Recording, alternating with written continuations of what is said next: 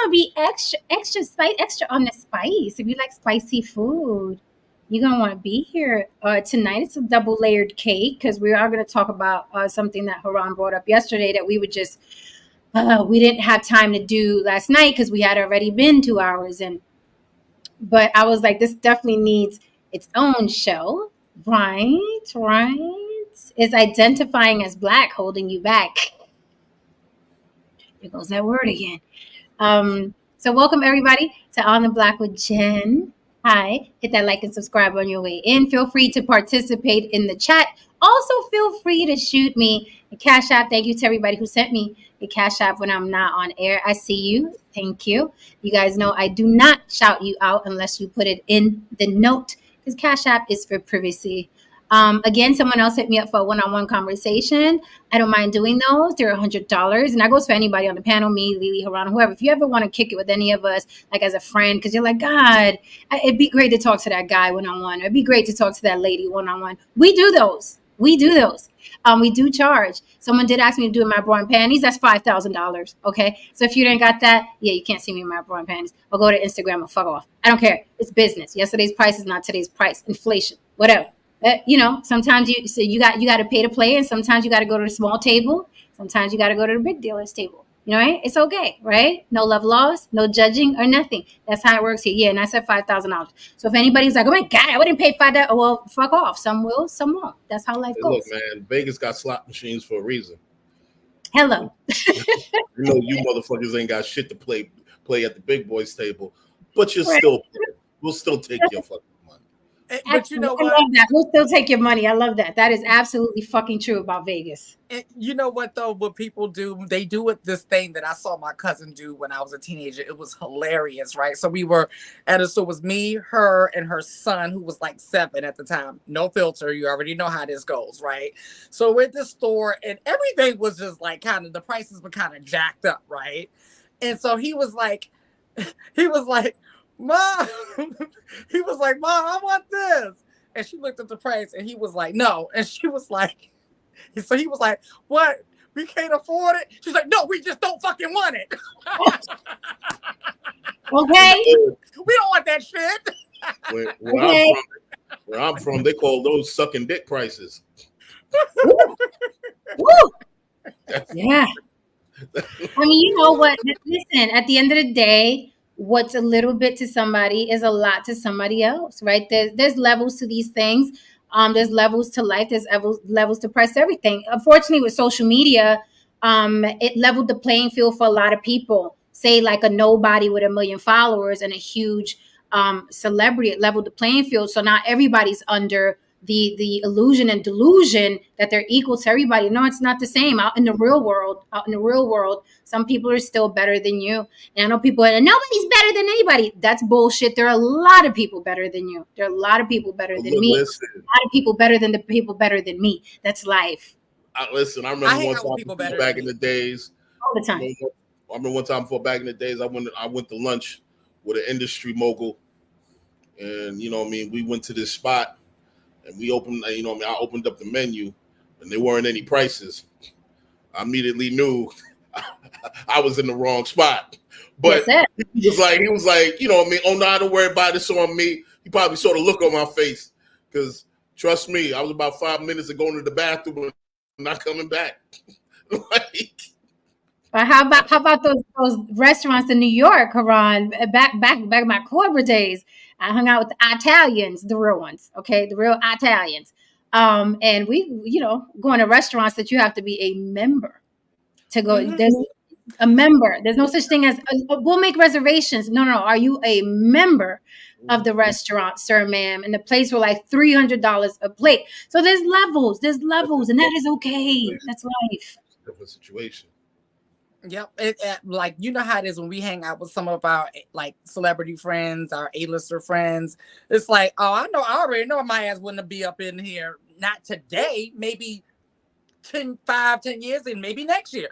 But today, my ass wouldn't be sitting up in here if I wasn't with this particular person. And I'm okay with that. And that's why we're so fucking cool. Because we're okay with that. We understand. That's life. Yep. It's just life. Now, when I am with them friends, I was like, I had the lobster and the lobster. I'll have the double lobster. Give me the triple lobster. We're here. Might have even a triple lobster in the fillet. Why not? Bring it all out. It's fun. Sarah C here. She's joining in. Sarah C said J Lo is a better dancer than most of us. Get over it. Listen, that's life. That's life. You know what I mean? That's just life. And here we all are. Um, Mm-hmm. I got a little bit of fluff.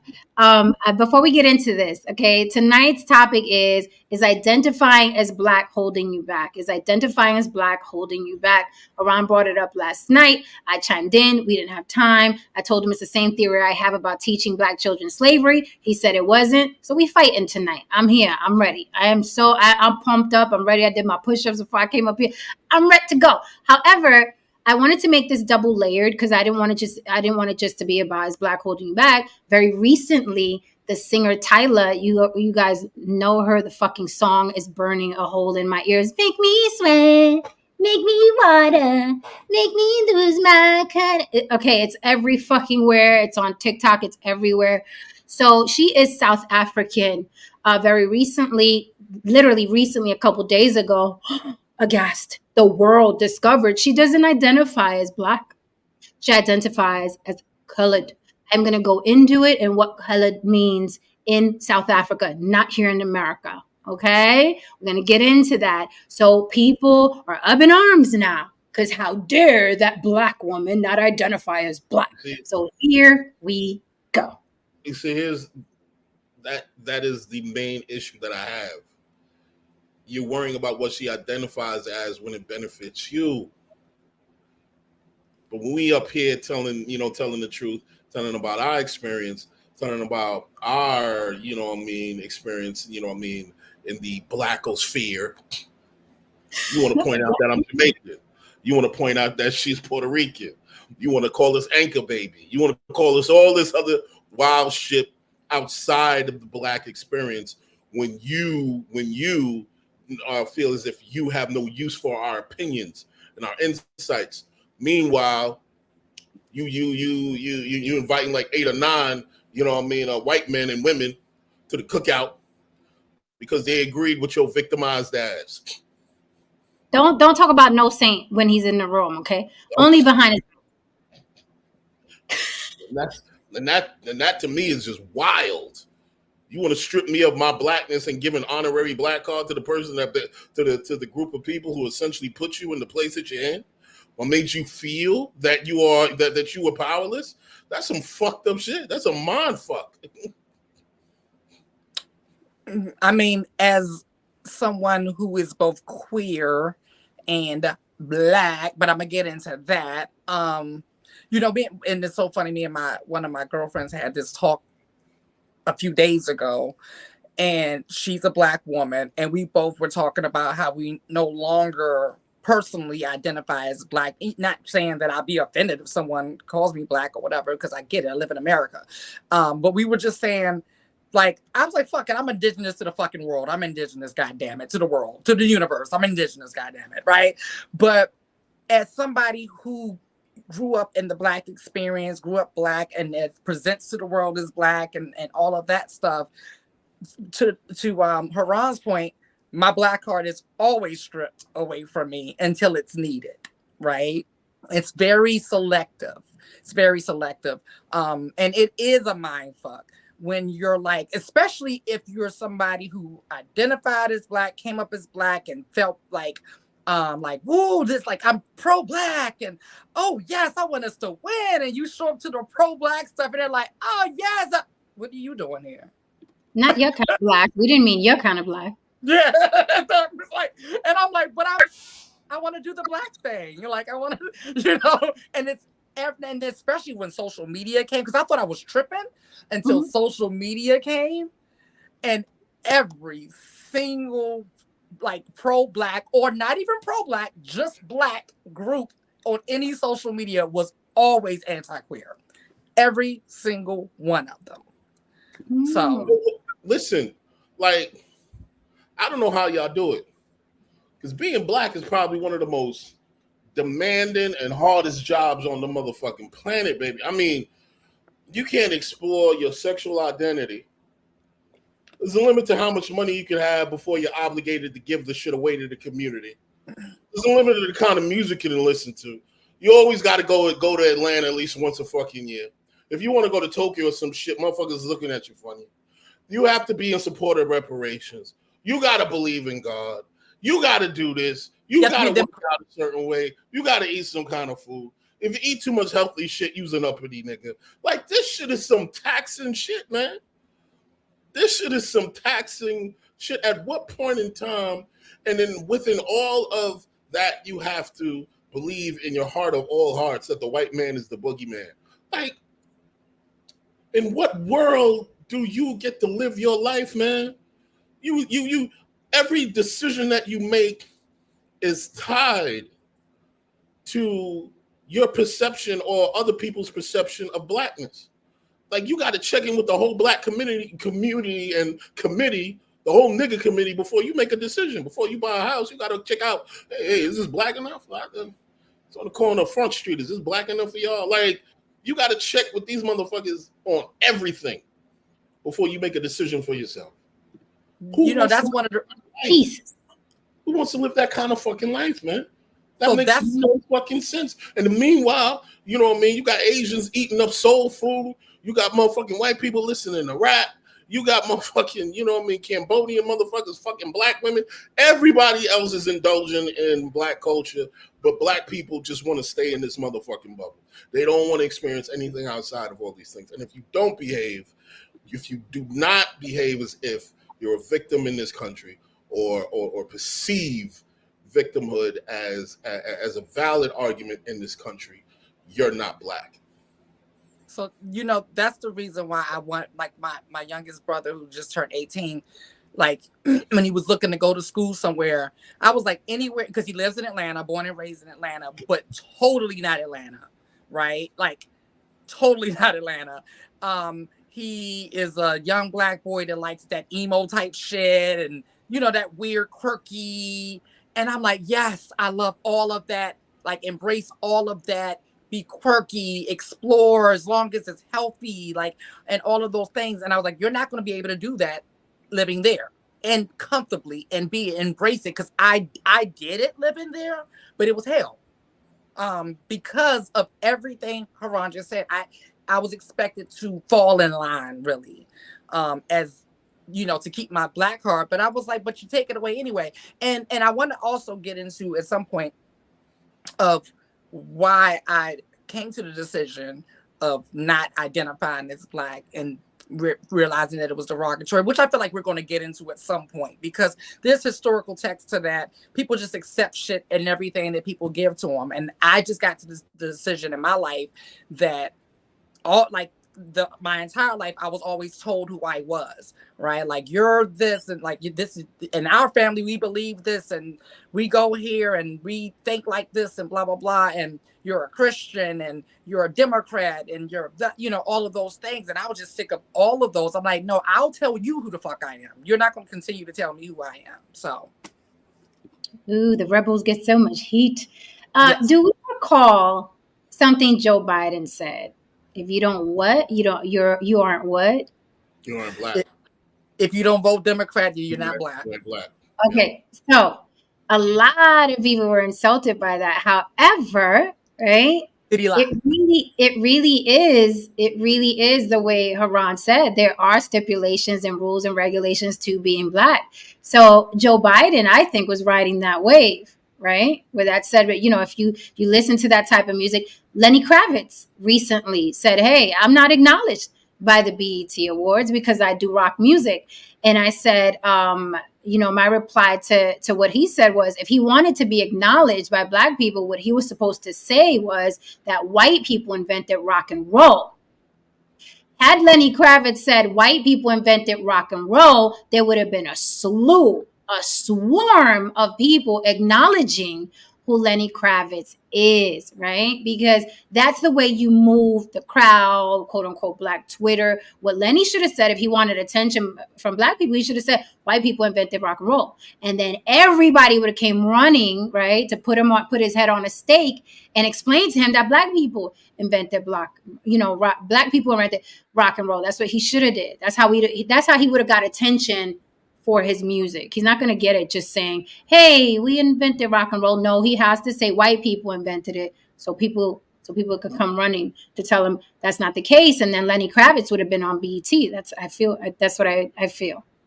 Even mixed people, like Barack Obama is Black depending on what day it is, depending on how much he fucked up that week.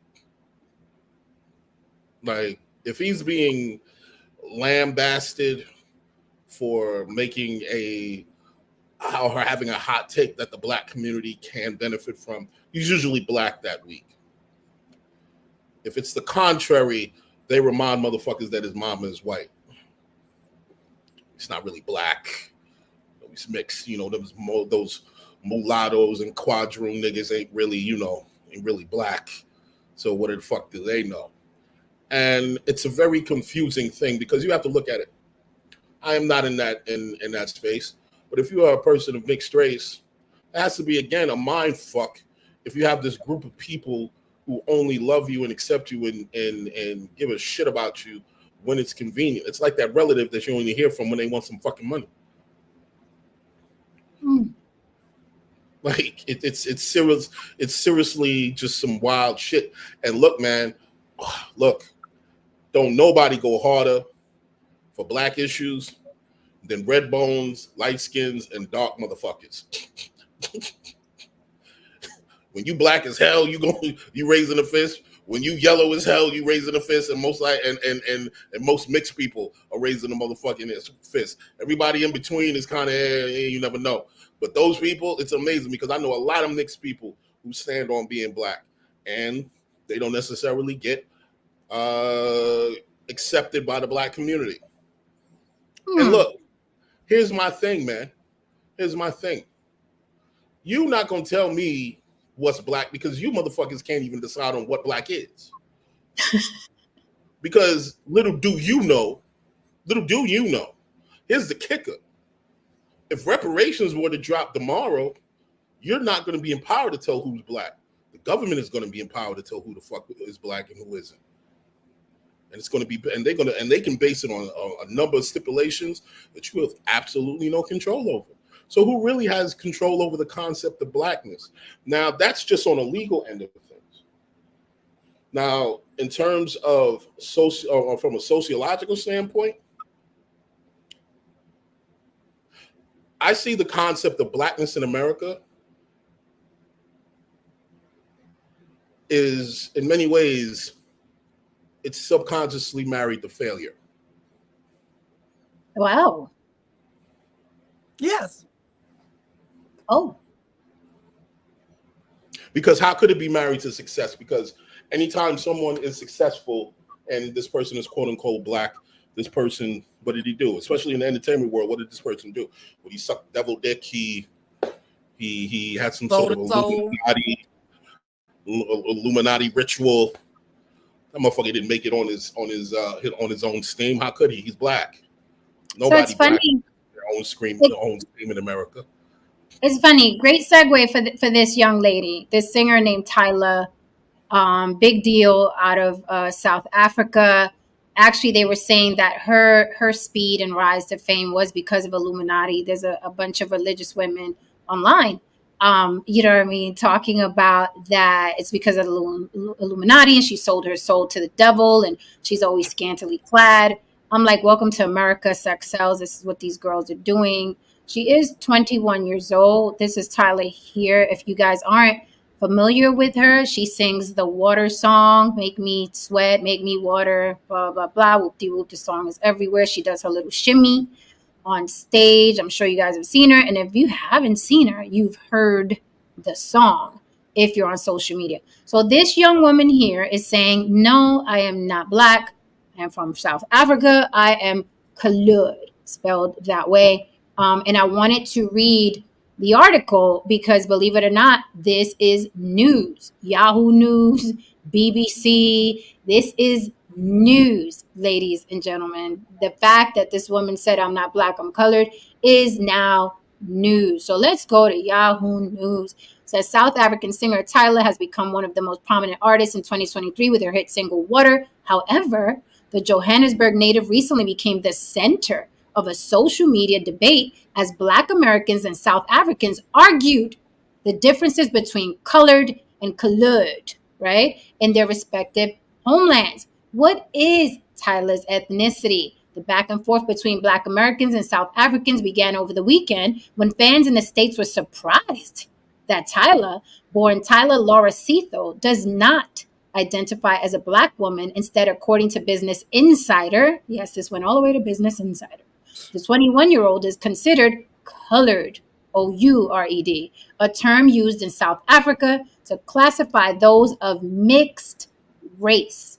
Tyla is of Indian, Zulu, Meridian, and Irish descent. According to Uproxx, race is viewed differently in South Africa than in the States. In America, race and blackness go hand in hand since they are primarily determined based on the one drop rule, having one black ancestor and possessing facial traits that would otherwise label them as black. Whereas in South Africa, race is recognized through apartheid, with more of a European viewpoint. Tyla's South African fans defended her decision to be viewed as colored on X, formerly known as Twitter, after a fan in the States tweeted a photo of singer alongside rapper Travis Scott, insinuating that Travis Scott had never been seen with a black woman before. And they pulled Travis Scott over. Tyla is colored, not black.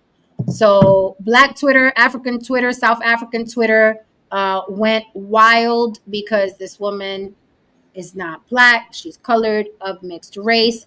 And now there's a war on X, formerly known as Twitter, because if the cops pull over, she black, she'll find out she black real quick, right? And in the States, that's the standard for whether you're black or not. I've heard it, I've seen it online, right? Well, the cops pull you over, then you black, right? Well, I have been pulled over by the cops more than once. I have been handcuffed more than once. I've been arrested. I still Puerto Rican. In the cell, I was Puerto Rican with the cuffs on, still Puerto Rican, right? So it's funny that, you know, the way the love hate, I think, even though they don't realize it's love, the love hate relationship with Black Americans and white people, right? You can't view something as a deity and all powerful, right? And then hate it at the same time. It's like you got to make up your mind, right? Because either white people ain't shit or they get to dictate your identity because they put cuffs on you, right? And I never understood that. Well, you get pulled over, you're gonna find out you black real quick. That's plantation talk. It's plantation talk is what it is. And I don't subscribe to it. I will not succumb to it. I don't subscribe to it. There's nothing in my being that's gonna subscribe to it. I don't give a fuck who pulls me over. A Martian could fucking pull me over. An alien can come down and pull me over. That alien can't say you're purple because I pulled you over. I don't give a fuck. I'm what I say I am. Not what your back says, sir. Let's just jump into the fire right now. Our constant debates over whether slavery should be taught in the schools. I believe history is important, although I've acknowledged I see your point. Yet the funny thing is this. It's funny that this should come up because I meant to tell you this shit this week. I'm on the phone with my boy. He's black. He's an immigrant. And he was like, yeah, I don't really got too much of a dog in the fight in terms of, politics in America in terms of, blackness. But, half the time, dog, I don't give a fuck. I'm out here getting money, which he is. You don't give a fuck. You know what I mean? Harvard alum, brilliant guy, owned his own businesses and so on. And we're talking, he was like, but he says, I am realistic. I most likely am, if I do get involved with a woman and have a child, I most likely am going to get involved with a Black American woman. And he was like, however, if that does happen, I don't know if I want him to know about slavery. Oh, And I laughed when I was on the phone. And I laughed because I was in a like, if little, she was here in a right little now, Jen, in if a she little was, I Jen was like, if she was there right now and brain. heard this shit, she'd have looked me dead in my eye, pointed at me, and all kinds of shit. I was like, and I'm laughing. He was like, we laughing. I'm like, nah, it's just a friend of mine. She's pretty much not on that train either. Here's my thing. Here's my thing. You and I both were shit. You and I both know things about slavery that a lot of these motherfuckers don't even know about or research about. Correct. Okay? Correct. Now we are still able to have our bearings with all of that information. And it is because it was told to people who look like us. It was explained to people who look like us, and it was given to us in a context of this is the story and this is how we overcame this situation. In America, that's not often taught in the same fashion in these schools. It is taught by white people who their invested interest is not going to be, oh yeah, by the way, y'all got big and strong and rose up and waited for us to come home and you slaughtered us and killed us. That's why we jumped into the American Revolution. No, they're not going to tell you that. They're gonna frame it and make sure that you understand that you were subjugated, you were raped, you were filth from the time you were born. You're told that you're subhuman. So I can't acknowledge for a moment that there may be some sort of disconnect that I have with that experience. I don't know what that is. I was not taught that. Caribbeans aren't taught that. Caribbeans are taught, if anything, I was taught you go to fucking, school, you bust your ass, you get a fucking education, you work hard, you make it in America. Period. It was just that simple. It was no watch out for them white folks. It was actually my people, and most likely your people too, Jen. We always said, just don't trust all these American motherfuckers. And that's just it. They just said, don't trust any of these things. Right. You know what I mean? And you'll be fine. So there was never this, the white man was never the boogeyman to me. Like when I went to school and I started hearing all this shit about white people, I'm like, I didn't never looked at them like that. Like, right. I know what they did. Right. I know what they did, you know what I mean? But I just saw it as like, okay, you got the upper hand at the moment in time. You know what I mean? But we did what we did to free ourselves in the situation. I never thought of it as like, oh my God, are they here? Are they under the bed? Oh, like I just never had that instilled in me. Right. So let me take a commercial break for the super chats. Thank you for the super chat. Louis Conyer says, salute panel and chat. Salute to you, sir. Please hit the like button. It helps with the algorithm. Support the show. Thank you. Thank you for reminding them. Necessary Evil. Thank you for the super chat. Necessary Evil says, if you want to see a brawl in Louisiana, call a Creole person Cajun.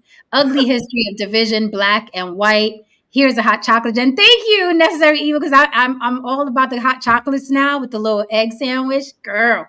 No, Saint, I know you know about the Creole versus Cajun, because right. Fill us in. Fill us in. Oh no. It's just a separate culture, and there's Creole food and there's Cajun food, and sometimes when you're not from here, you think that Creole is Cajun, and it's not. Creole is normally, listen, when Creole started, it was Spanish, French, then it's Spanish, French, and black mix is considered Creole.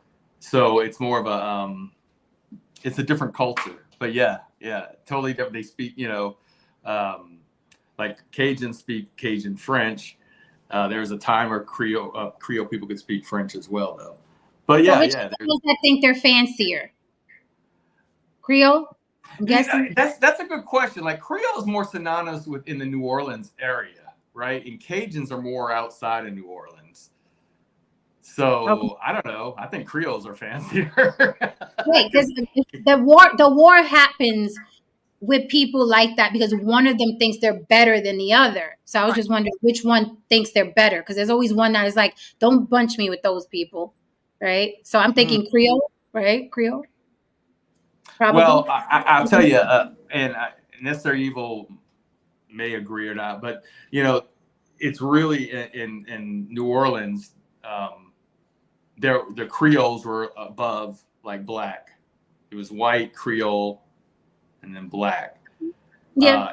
And to a sense to where like you've heard the whole thing. You better not bring a person home.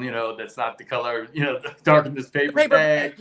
That hair has got to be good. To where sometimes they even marry cousins. You know what I mean? Yeah. To keep that that privilege. But yeah. But Cajuns, the thing about Cajuns is go ahead.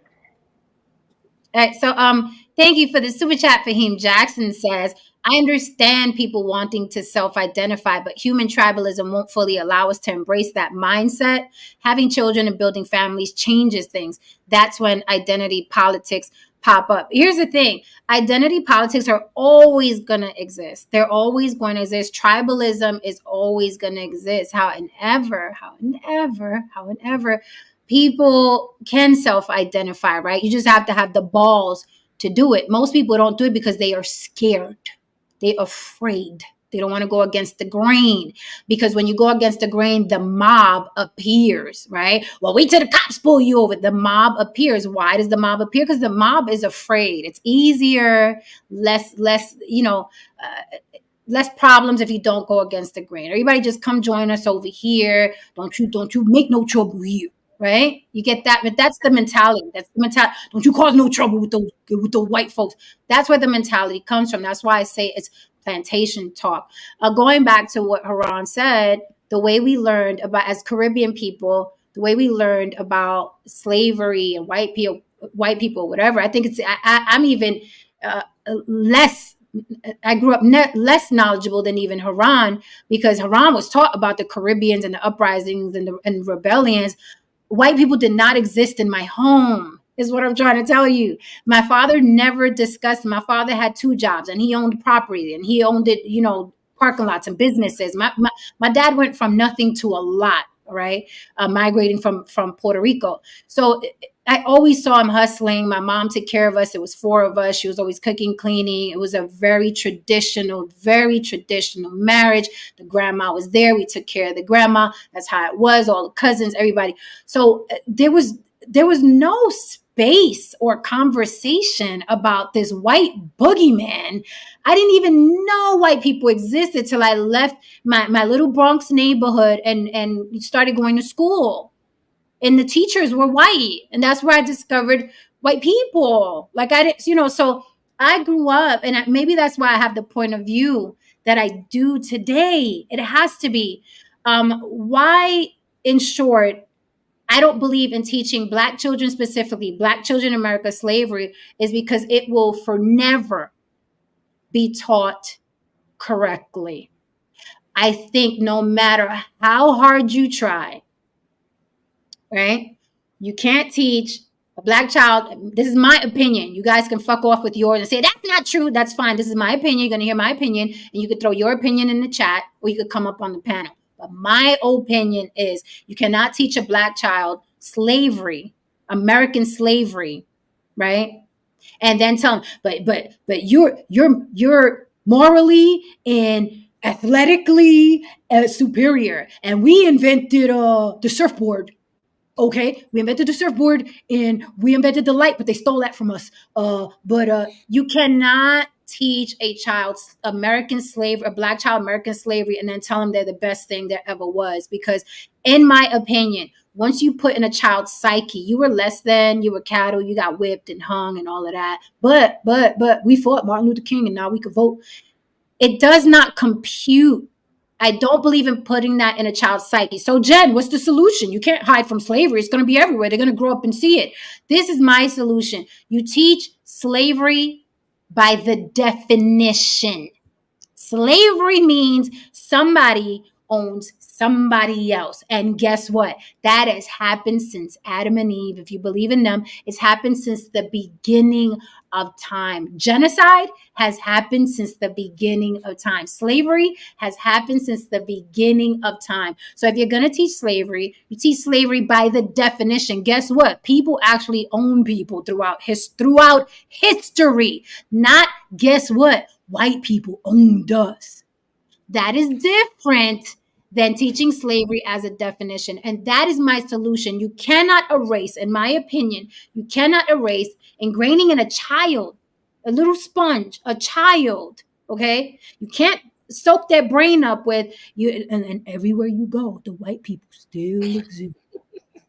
And you're gonna be redlined, and they're gonna throw your job application out in the garbage. So before the kid even has a chance, here they are, and it's like, where the white man at? Because he gonna get me. My mama in the school told me, and no, that's why I am anti-teaching black children about slavery. Because dig this, the proof is in the pudding, and I'll land the plane and pass the mic. Okay, Lily is the exception, right? However, Haran and I are the Caribbeans. We were never taught that white people son dioses. We were never taught that white people are dated. We were never taught that white people were going to stop us from living. And who has the biggest fucking attitudes and tell white people go fuck themselves up here? We do. There's proof in the pudding. This is why I don't cower to white people. This is why I don't, oh my God, don't you say nothing about that good wife.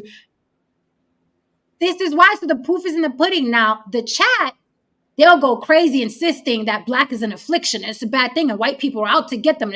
No, it's the reason why. And that's why we're oppressed and suppressed. And how were they taught slavery? Listen to how people speak, and you'll find out who taught them. So, you know what, Jen? Listen to how they speak, and you'll find out who taught them. I was listening to you because I'm always wondering, like, what shaped my view and why I cannot identify with this victimization of, feeling oppressed. And as you were talking, I was kind of going through my upbringing because I was like, it has to be my upbringing. And then I thought about it. I grew up in DC, which was Chocolate City at the time, right? By a family who grew up in DC.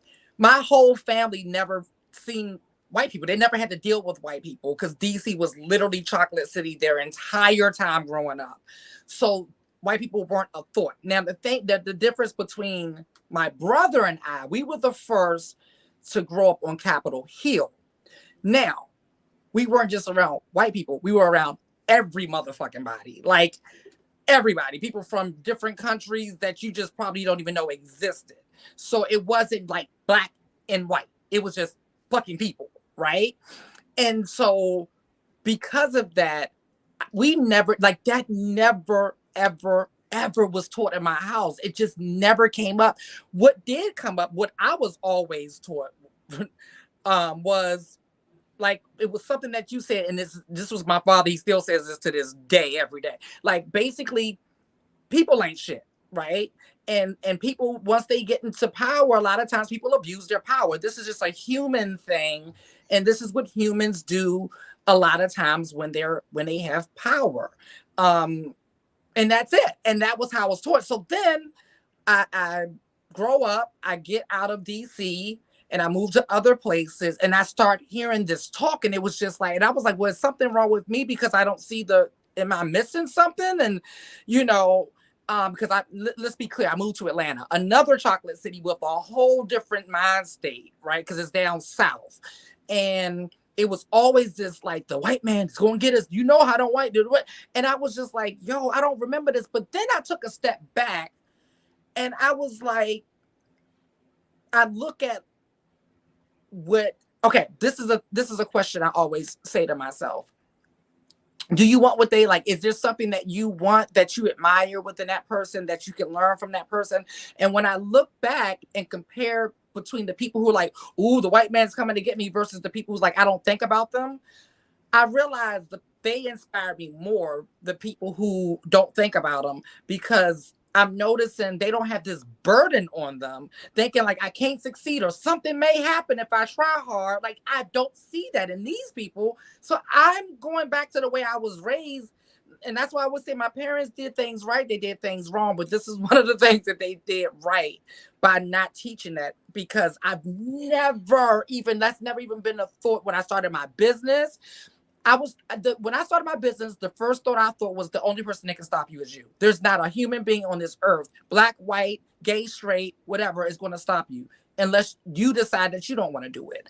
So I don't like that the way people teach that, and that's one of the other reasons why I don't want to identify with that, because to me it's identified with a struggle. And when I started to do the research on how other people in this entire world identify, no one identifies by a damn color. That's why this young lady Tyler is like, huh? Like she's probably done a world tour, and then she gets here and she's like, hold up, what am I? Okay, well, I done been around the world, and I was South African everywhere else I went. Why are y'all throwing tomatoes? What's going on here? You know, it's really weird. So, well, yeah, listening to all this talk, I can't help but think like it. So I'm just guessing here, but like I think that there's this sense of, you're in America, where you're considered a minority. You know that you've come from another place, right? Maybe not exactly where, but kind of like west coast of Africa. And so you're looking, but instead of saying, listen, it's almost like when she said, no, I'm not black, it was a smack in the face, as if people around the world who have melanin and are especially from Africa somehow have to be the same thing as you. And it's just not that way. There's, especially when you're split off, the cultures are totally different. And and to try to push that on somebody, and acting like she wasn't in South Africa and they hadn't seen racism in South Africa, you know what I mean? And it's and so I think, because when I think about, okay, I think about the word white, black. That was I'm sure Lily was kind of going to go into that. Wasn't even around until like the late, maybe the 1600s. It was invented, and at one point it was just like the English, and then eventually the Italians and everybody else got to go under the blanket of being white. But when I think about if I go somewhere else, I have a place to say, okay, I'm American, right? And I've embraced the fact that I'm American. Some people say, okay, well, you're European. I don't think I'm European. I mean, I think our cultures are too different. Even where my family came from, we're different. We're not the same anymore. We came from the same people, but we're just not. We split off almost like a species, just the cultures are too different. So I embrace American, but I'm only assuming that the many people here that are black don't want to really embrace the American because of all the history. And so they want to, say, well, I want the African people, the people over in Africa, to accept us. And when they don't accept us, it's like a slap in the face. Where Haran came from, the Caribbean, he's got an identity, and Jen, Puerto Rican, you got an identity. And I think this is just me, spitballing here. I'm not an expert by any means, but go ahead. No, I just want to say something real quick. Look, race talks in America is really some social political bullshit. No one's going to tell you this. I'm going to tell you this right now. No one's going to admit this to you. No one. No Muslim, no talking head, no one on the internet is going to admit to you what I'm going to say to you right now. You could do your history, you could do your knowledge. This is the truth. Slavery and the enslavement of some section of human beings was necessary for the advancement of human civilization, whether it be modern or yesteryear. Rome was built on the backs of enslavement. Africa was built on the backs of enslavement. America was built on the backs of enslavement. On the back cell phones. Exactly. I was just about to go there. Enslavement is occurring right now. If you feel so fucking bad, go out there and march for the motherfucking kids who get their fucking arm broken for putting chips in them, you know what I mean, to make sure they put chips in your fucking phones and shit like that. Go out there and plead for them. Go out there and ensure that they have certain union rights. Your phone's gonna cost $5,000 after you're done. But go out there and shovel snow and bleed for those people. But you see, here's the thing. Slavery within itself is a component that helps an economy thrive with a bit of financial responsibility. Because in all essence, if everyone was given union rights, we'd probably go broke. Mm-hmm. This is real shit. You can talk to an economist about this shit. I can get down in the weeds with you. I mean, this is away from the socio-political bullshit. This is why. This is why they'll never get rid of prisons. This is why they need poor people. This is why they need crime. This is why they need this shit, because they need this element. And they'll make it the face of black. It just happens to be the face of black. They don't give a fucking be anybody. They'll take those people and they put them in these prisons that are owned by these companies, and those are modern day sweatshops on American soil, legal sweatshops Legally. on American Yes. soil. Because most motherfuckers aren't going to give a fuck about these prisoners. Why would you? That's a rapist. That's he's a fucking chomo, yada yada. So yeah, make sure that he puts a motherboard in a fucking, you know what I mean, computer for 2 cents a fucking hour. Who gives a shit? See, these are the real things that no one's going to tell you. The disturbing shit. That at the end of the day, where you fall in life really matters on a flip of a fucking coin. So this guy here is saying race is not about identifying. Actually, race is what is based on your genetics. That the dominant or recessive genes make the difference of not where one is born. Bullshit. Wrong. That is not how Black Americans use race in this country. Bullshit. Wrong. How they use it in this country, is like an affliction. A misery they want company for. When Black people say, she's Black, she Black, she not South African, she not colored, she Black. You think they're really thinking, well, genetically, scientifically, her bone structure and the cells, the way she goes, means that she's scientifically Black. Do you really think that's how they're telling this girl to identify as Black? You think that Black people that are mad that she's not identifying as Black, they're doing it for scientific reasons? They're doing it because of her genetic makeup? You think that's why Twitter is at war right now? Because of her genetic makeup? Because they just want her to acknowledge her genetic makeup? You think that's why they're mad that she's not identifying as Black? No, it's because a lot of Black people in this country wear their Blackness as a scab, like I said before, and an affliction that they need company for. It's literally an identity. It is a crutch, and it's a great crutch. It's a fucking great crutch. Okay, get you jobs and all kinds of shit and attention, and it's a great crutch. However, a crutch, if you take a crutch from somebody, they're gonna be pissed as shit. You know why? Because what happens when you take a crutch from somebody? Walk on their own. They gotta walk. Gassed. They have to walk on their own. And they're gonna be pissed as shit, standing in place. Bring me back my fucking crutch. Because who am I without this crutch? Who am I? I need that crutch. And a lot of people do use their Blackness that way. A lot. I'm not going to say some, not all, but a lot do. And that's why they're angry at this girl that has absolutely nothing to do with them. And I've always asked, because this happens to Latins a lot. A lot of Black people are mad at Dominicans because Dominicans, me no Black. Remember, I spoke about Godfrey up here. He has that running joke. He still says it today. Yeah, Dominicans, me no Black, me no Black. And I invited him up here. We spoke over DMs. He was scared to come up here, okay? Because I want to ask the question to any Black person watching, to any Black person listening. Why is it important to you? And I never get an answer. I never get an answer. Why is it? My hair is kinky, okay?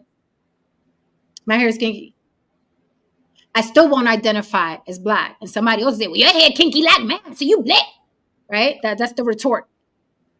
God, pull you over, you Black like me. Right? So I want to know why. What pains you about Dominicans, Puerto Ricans, Tyla, who's South African, Kamala, why does it pain you? No one has a fucking answer for me. Not one Black person has answered me. Why the fuck do you care about someone not identifying as Black? Why does it pain you? And you know why there's no fucking answer? But you could correct me if I'm wrong. The mics are open. You know why it fucking pains you when you hear that someone won't identify the way you identify?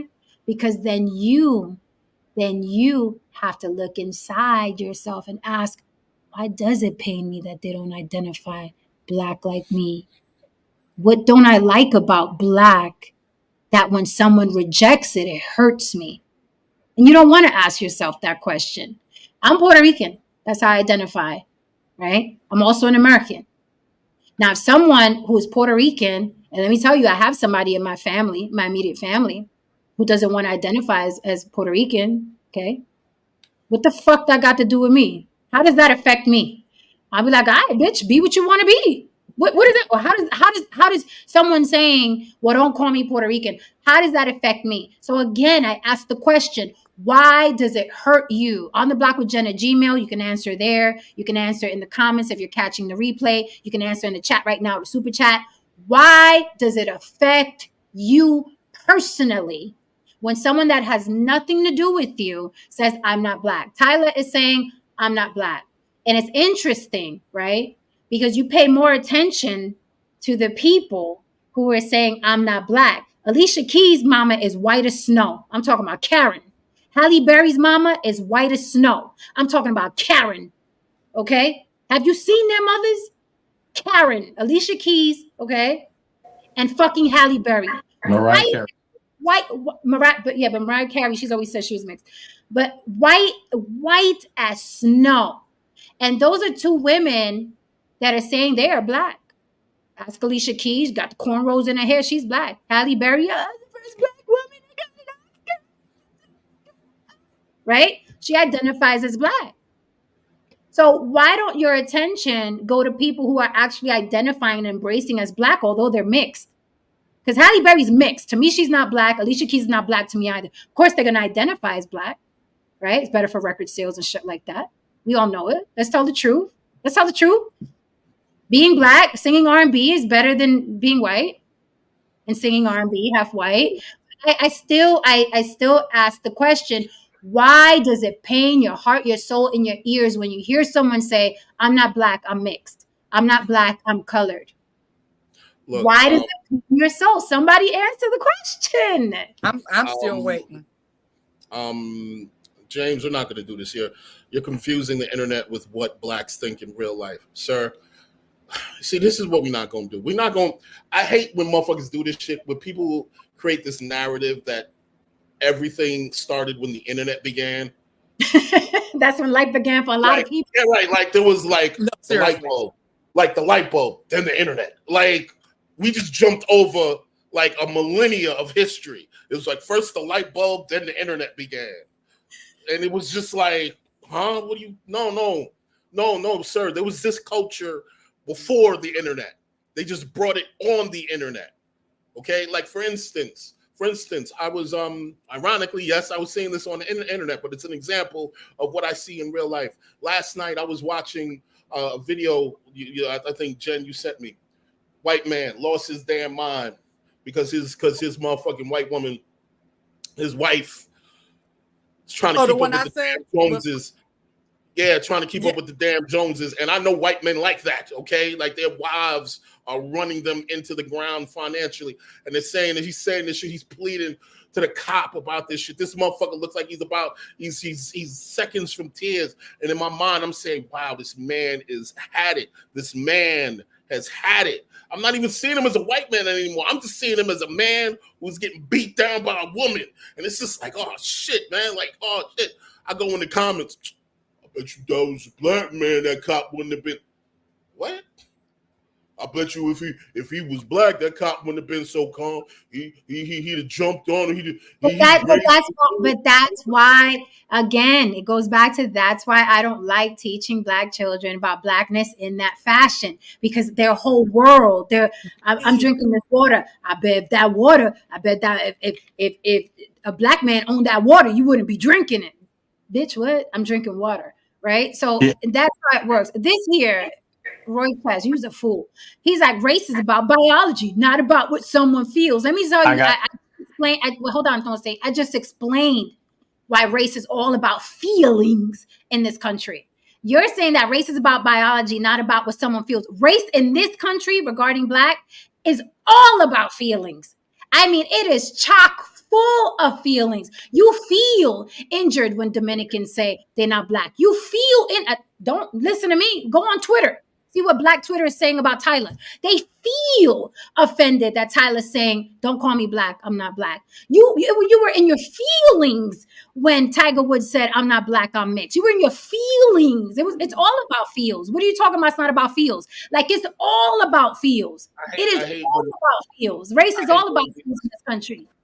in these discussions, I hate the fact that all of a sudden everybody wants to lean on science. Any other time, well, let me bring it. That's what I wanted to bring up. Science, it's fuck logic, it's fuck all that other shit. But when we're trying to have these kind of discussions, all of a sudden where we're sitting here and we're going to the black and white information of, well, biologically speaking, phenotypically speaking, well, sexually and gender wise, blah blah blah, so on and so forth. Yeah, I understand that. We're talking about sociological. We're talking about perception. We're talking about tribalism. We're talking about how people interact with other people based on their own wants regarding power. This is about power, okay? I don't know how someone has to explain this shit to you at your fucking grown age. You motherfuckers are 40, 50 years old and don't understand that at the end of all of this comes down to power.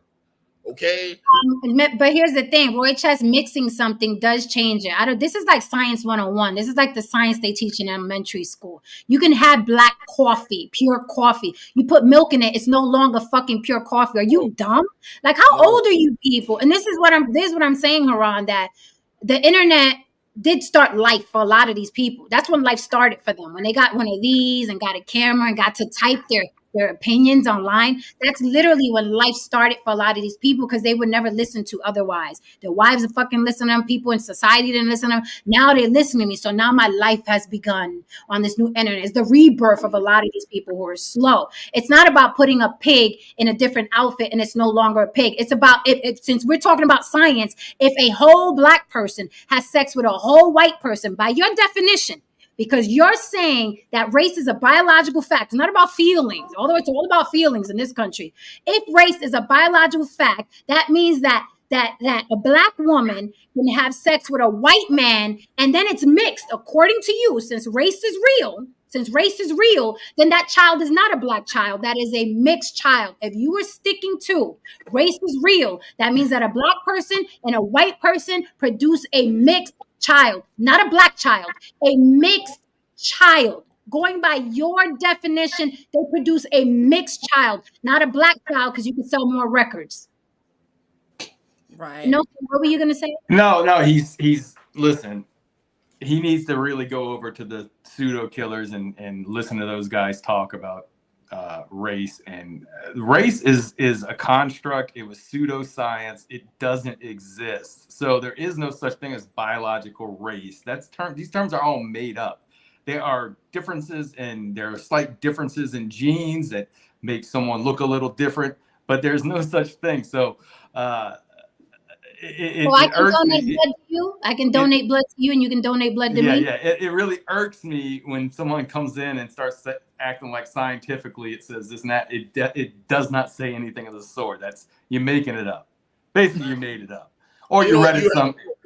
You have a point there, No-Say, because based on what you're saying, there are a series of genes out there in the world that create a series of phenotypes, and our perception of said phenotypes will say, oh, that's a white person, or that's a black person, or that's this. But it's based on our own perceptions and ideas about race and phenotypes creating a certain person and a certain look. But technically speaking, that person is just an amalgamation of a series of phenotypes. He might be pure, depending on how close they are to a region. Yes, European people tend to look different from African people. You look different because your features changed to ensure that you survived under the conditions in which you were living in. The pressures of the environment dictate what better genes are passed on, or what genes are able to survive in certain environments. So that is the real science of it. But what I'll tell you something about it, though, is you can find people with blonde hair and light skin in Africa. That Africa is the most diverse place on the planet. You can find someone that has the I'll use the term that I got on Jennifer, and she gave it to me. What is it? Chinky eyes? Yeah. Yes. You can find people in Africa that have those eyes, because I know Jen. Everybody came out of Africa at one point. Okay, but then what do we say? We tell that person, "Oh, look at you! You look Asian, right?" I've seen white Caucasians that have black features. Yes. Hardy has full lips. Yes. Right? Those are Mick ethnically funny. You know what I mean? So, And that's what we say to each other when we see Yeah. Asian people. It was like, oh, you know what I mean? So you're right. It's all about, but these guys that are beating off with the race is biological, let's dumb down. Let's dumb down for you. Okay, race is a biological fact. It's scientific. It's not about feelings. Then you cannot call a mixed woman black. Then you cannot, by your definition, Yeah, you can't. by your social definition, the way you're using these guys are using the terms, you're right. If we're talking about a social construct and how we have it socially constructed, then what you're saying is correct. If someone is, like Haran was saying earlier, when Obama said, Trayvon could be my son, he was black. But if he said something different, that they didn't like, oh, well, he's half white. No, he's a mixed race person. Right. He's a white man with suntan when you couldn't get reparations. You know what I mean? Right. There are plenty of black Puerto Ricans. No, there are plenty of African Puerto Ricans. Right. And black is not a race. Black is not a race. Human is a fucking race. Okay. And then you have nationalities and ethnicities. Black is not a race, you all. Like, please do some study and some traveling. Like, I mean, we got to come up off the block, and if you don't have the means to travel around the world, we're fortunate because you can travel around the world on your phone now, right? And get information. So there's no excuse. There's just really no excuse at this point. Here's the thing. The problem with, and I see it on Twitter or whatever, the problem with them traveling is, again, it's the perception that when you look this way, you're not invited to anywhere in the world. That's true. No one wants you there. Yeah. No one wants you there unless it's Atlanta, unless it's LA, unless it's Florida. Black people will Florida, LA, Atlanta the fuck out of their lives until they fucking die. Okay? Niggas won't even go to Wyoming just for the fuck of it. You know what I'm saying? I mean, you know what I mean? Just for shits and giggles. It will just be those three areas, and New York, and those four areas, and that's it. So James Oko says, thank you for the super chat, James. He says, why would Latinos care if white passing Latinos who don't claim them enough to give them a nickname white Tinos? Here's the thing. You talking about me. James, you've been here for, a couple years now. You could directly talk to me. You can say, Jen, you said. I'm here, James. I call those Latins white Tinos. The same way I would get on them is the same way I would get on white people. However, Jen also said when what is his name, Lin-Manuel Miranda, when he did The Heights, the musical, great film, I thought. Okay, people were complaining that he didn't put enough brown skin or dark skin Latinos in the film. I defended him. Why did I defend him? Because Lin-Manuel Miranda is a white Tino. Okay? He's a white Tino. Therefore, his lens is going to be a white Tino lens. So I defended him, right? Now, when I write my shit, it comes from an Afro-Puerto Rican lens. So when you see my film and you see my projects, people will be like, wow, she doesn't have a lot of blonde, blue-eyed Puerto Ricans in that, because I'm writing with my lens, the black and brown. So a white Tino is going to do as a white Tino, right? So me acknowledging that you're a white Tino is not me being, offended or whatever. I was one of the first people to say, and the brown Latins got mad at me. You have to understand, everybody caters to their experience. A white man isn't going to write for me correctly. That's why when white people write for black people or brown people, often they have them in the room because they don't know the lingo. You don't know the culture, right? So I know you tried with that super chat. Thank you for the super chat. But no, I was one of the people that defended the white Tino because I was like, he's a white Tino. That is how he's going to write. That's how he's going to write. And I grew up in the Bronx. There weren't a lot of dark Puerto Ricans like my father. My father was rare, actually. My father was very rare. So I thought he knocked Washington, the Heights movie, out the park, because that's what the Bronx looked like to me. I like this comment by Buffalo Mind. If you can see that one. Perfect analogy that he used. He said, we'll acknowledge that a lion and tiger get together, and what's the results? It's a liger. Now, not when it comes to humans. For some reason, I guess for some reason, it's he's black, even though we know they are both. The craziest lie. And you know why they don't do that? You know why they don't do that? I'll tell you why they don't do that. I was hoping somebody would say it. Because everything in Black America is about Black people fighting against their erasure, against them being rendered invisible. Gotcha. So if you listen to them all the time, it's always as a matter of fact, the conversation about how hip hop started and blah blah blah, that was about them perceiving it as if we were erasing them completely from the history of hip hop. Everything with Black people is about in this country is about erasure. So in that context, like, yeah, they're going to say like, yeah, that's a Black person, because they don't want to say, yeah, that's another white person. That's just another white motherfucker that gets the motherfucking, you know what I mean, experience their privilege over them in their mindset. Again, this is all about power politics.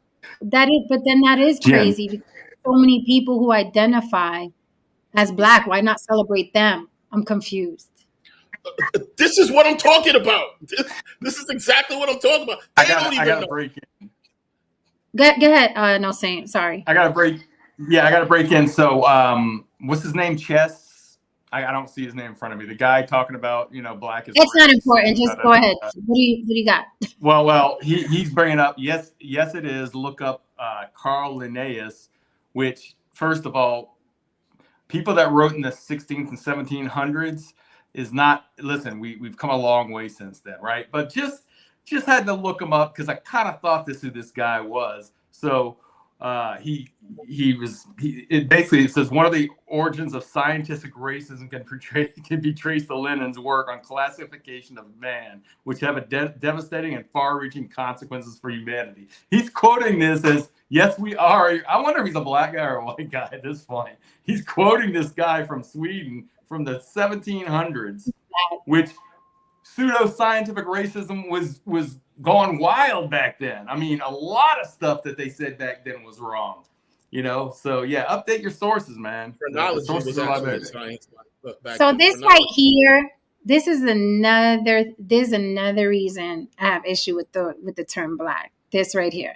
The Star Child says the term Black is made by Europeans, and it was made in a negative way towards people of African descent. That is the cherry on top of this entire topic. It was not coined to help, to uplift, to make equal. It was literally coined to make less than. Black is always and forever be the opposite of white.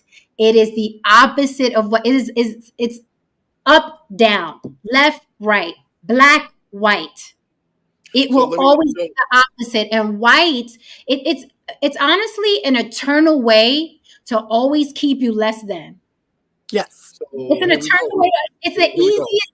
It was genius. It was genius. And it's working. So here we go. But the thing is, Lily, hold on. But the thing is, Lily, that people think it's the opposite. All they got to do is add magic behind it, or Black girl magic, or Black power. And they think that actually changes the term. No, you are still addressing yourself from a place of lack. That is why you're constantly trying to put a word behind it to make it better. Black girl magic, Black girls rock, Black power. You're constantly trying to help that word. The word is no good because it's always the opposite of white.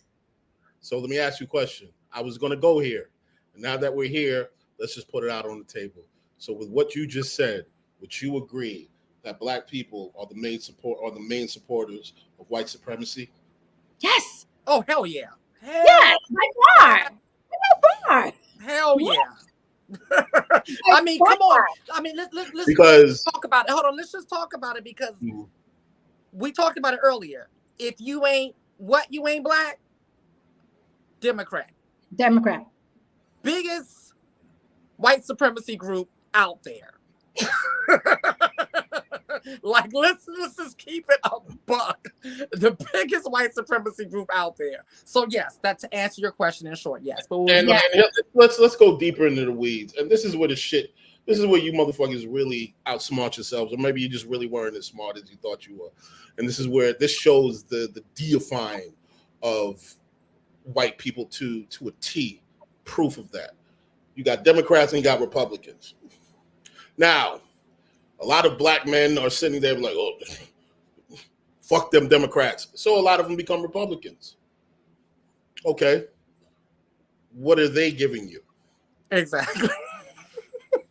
What are they giving you? Did you take a stand or you just change bosses who really don't give a fuck about you? You see, here's the kicker. This is what they don't tell you. The people who have the real power in these political contests, it's the independents. Why don't you all just get together and say that now we're not voting for either one of these motherfuckers. We're just gonna have our own independent party. Too much work. That's too much work. You just need to identify with some sort of whiteness. Yeah, it's too much work. So the chance of actually gaining some power, gaining some kind of foothold in this country, the things that you have to do that, you're not even willing to do that. It's just easier to be under a different white umbrella, a red white umbrella. So Louis Kanye kind of echoes the Star Child. Thank you for the super chat, Louis. Louis says Black in America is not a race. It is class, the underclass. That is why I do not identify as Black. I think that the word will drop off. I think it's going to move. Like, we won't see it in our time. But I think 500 years from now, that word is going to die down, just like religion, like a lot of shit from yesteryear that existed and no longer existed. We used to worship the sun and potatoes. I see religion falling now. I see falling. Yeah, people are just like. It's not so much the word for me; it's the actions, man. I mean, it's the culture. I don't give a shit what you call yourself. Like, look, listen, it very might well call, die off, after we're dead and gone, Jen. But it might be called the Mfufu tribe. And these motherfuckers are just as dumb and ignorant and and self-deprecating as the niggas. So it's not about a word. It's about a mentality. It's about an idea. When is this idea going to transform into something else that actually benefits its people? I don't give a shit about words. You can call anything whatever the fuck you want. It's the idea and the perception that is connected to the word. But hold on, Haran, when is this idea going to transfer into something else? Do you know what happens every time we try to introduce something else that's positive? No, nothing positive. That's it. No. You that's remember the redlining and the slavery and we can't, and they won't let us. No, we're not going. That's why we can't transfer to nothing positive, because it will always go that's just what's going to happen. I mean, Exhibit A has showed up to do it now. So hi, James. James, go ahead, James. You ready to drop the mic? He ready to have his little mic drop moment. Go ahead, James. Hit us with it, man. Damn, I'm a person, ain't I? Exhibit A. Yeah, you a person. Go ahead, James. A human being. Now, I agree with a lot of what y'all saying up there. I really didn't come up here to debate with you or nothing. I do think that a lot of Black people are prefixed on race. I do think that generally it's something we need to, move past. But saying don't teach it in school, I don't believe in that, because, if you don't teach something, if you don't teach history, it's going to repeat itself, The Jewish people have a phrase, they say, never forget. And they have that for a reason. So if you think for 1 minute that Jewish people aren't teaching their kids about what happened to them, I think y'all missed the context. But another thing. Wait 1 second, James. You missed the context of what she was saying. She specifically said this. She didn't say don't teach it. She said the manner in which it's being taught in schools. That's what she said. I thought I heard her say. Yeah, the point that you thought you heard. You thought you heard through a lens, the filter. Okay, let's listen. She said the manner in which, I was here when she said it. She said the manner in which it is taught in schools, because they will never teach it in the manner in which it should be taught. They'll never frame it in a manner in which that would empower you. She is against it being taught in school. And I don't think that, and I don't believe in we got to teach them that they were enslaved by white people so it don't happen again. Let me stop you right there. If it happened again, Black people would not be able to stop it, James. They don't have the Yeah, military power. Wait a minute. Wait a minute. Let's tell the truth. Since you wanted to go there, okay? They don't have the military power. They don't have the unity. They don't have the organization skills, and they don't have the fucking balls. So they will fall in line. There's going to be a lot of house Negroes in America again. Okay. So when I hear that, when I hear someone say, "Well, you got to teach them so it don't happen again," it can happen tomorrow. It can happen tomorrow. And I'd be looking at you, James. You'd be in the field and I'd be in the kitchen baking pies because I'm lighter skinned. That's what would happen. That is the reality of America. That's what would happen, nothing else. So, with that said, why keep putting in a child's psyche in their mind that they were less than? Now, if someone can tell me today, except for aside from the farce of what we're telling them so it don't happen again, if someone can tell me today, well, Jen, the benefit of teaching a black child slavery is X, Y, and Z, then I'll be quiet and I'll listen. I want to hear what the benefit, because the only thing I've heard thus far is, well, we tell them so it don't happen again. Let's put that aside because I already blew that up. What is the benefit for a black child with an open mind to hear that his people were cattle? I just want to hear the benefit. Can somebody give me one yeah. benefit? And I will So digress. that they know history. So that they know history. Let's just go there. So that So they they know history. so they know what? History. So that they know the past. Because if it's no, if we might as well not even mention, and I'm in a stairwell if y'all can't hear me. If we're not even going to mention slavery, we might as well not mention the Revolutionary War. We might as well not mention the No, no, no, Industrial no, Revolution. You're not hearing, James. no, James. I said teach slavery by definition. I didn't say erase it. I said teach it by definition. If you're going to Okay, teach but we're on the history, same. okay, wait a minute. If we're going to teach history, the history of slavery, that's been happening for centuries. Genocide has happened for centuries. Oh, okay, well, we're on the same Has page. Like I happened for said, centuries. Empires no, have risen and fallen because of slavery and for centuries. But when you concentrate, the problem with the way they teach slavery in America, they concentrate on black versus white. And that makes a black child less than in his mind. And that's what I take issue with. It makes them less than, no matter how you try to fix it. We're the best athletes of the world. We invented the light. They still have in the back of their mind, when they see a white figure, those are the people that enslaved us. And they enslaved me because I was less than. but this is the thing, Jen. History doesn't care about your feelings. So I don't care how it makes somebody feel. I Okay, just want so them to know history. I just want them to know what happened. So okay. keep your feelings to yourself. Okay, so James. I can't So help how you James. feel. James. Okay, so feelings. Okay, let's come out of our feelings. In How do you addition, feel? okay, hold on, James. Were blacks the only people slaved? I'm not arguing any of it. I didn't argue any of it. Talk about what I said. I said we just need to teach that slavery happened. That's all I said. Like I So said, you I want to know this so you want to all teach about. about everyone's slavery? Everybody, because everybody was slave. Everybody. Literally, I studied all of history when I was in college. Okay, I studied international history, European history, the Jews being enslaved. I studied all of it. We can't have revisionist history. What world do you live in where we? Oh, What do you that mean just never revision? happened. What do you mean revisionist? Slavery did happen for centuries. Genocide happened for. What do you mean revisionist? That actually happened. That's history. Everybody's been That slave. really happened. Like I said, I don't even know what we're arguing. All I said was just teach history. That's it. I agree with you. If you're saying they use it in a certain type of way, I'm not even arguing with you. I'm just arguing with somebody that says do not talk about it. That's all I'm arguing about. But No I one did said, have no an one said output. don't. No one said don't talk about it. You misinterpreted what was said. She's not. She Okay, listen, maybe I listen, did. James. Listen to me for a second. Just listen to me for a second. What she said was that on American soil.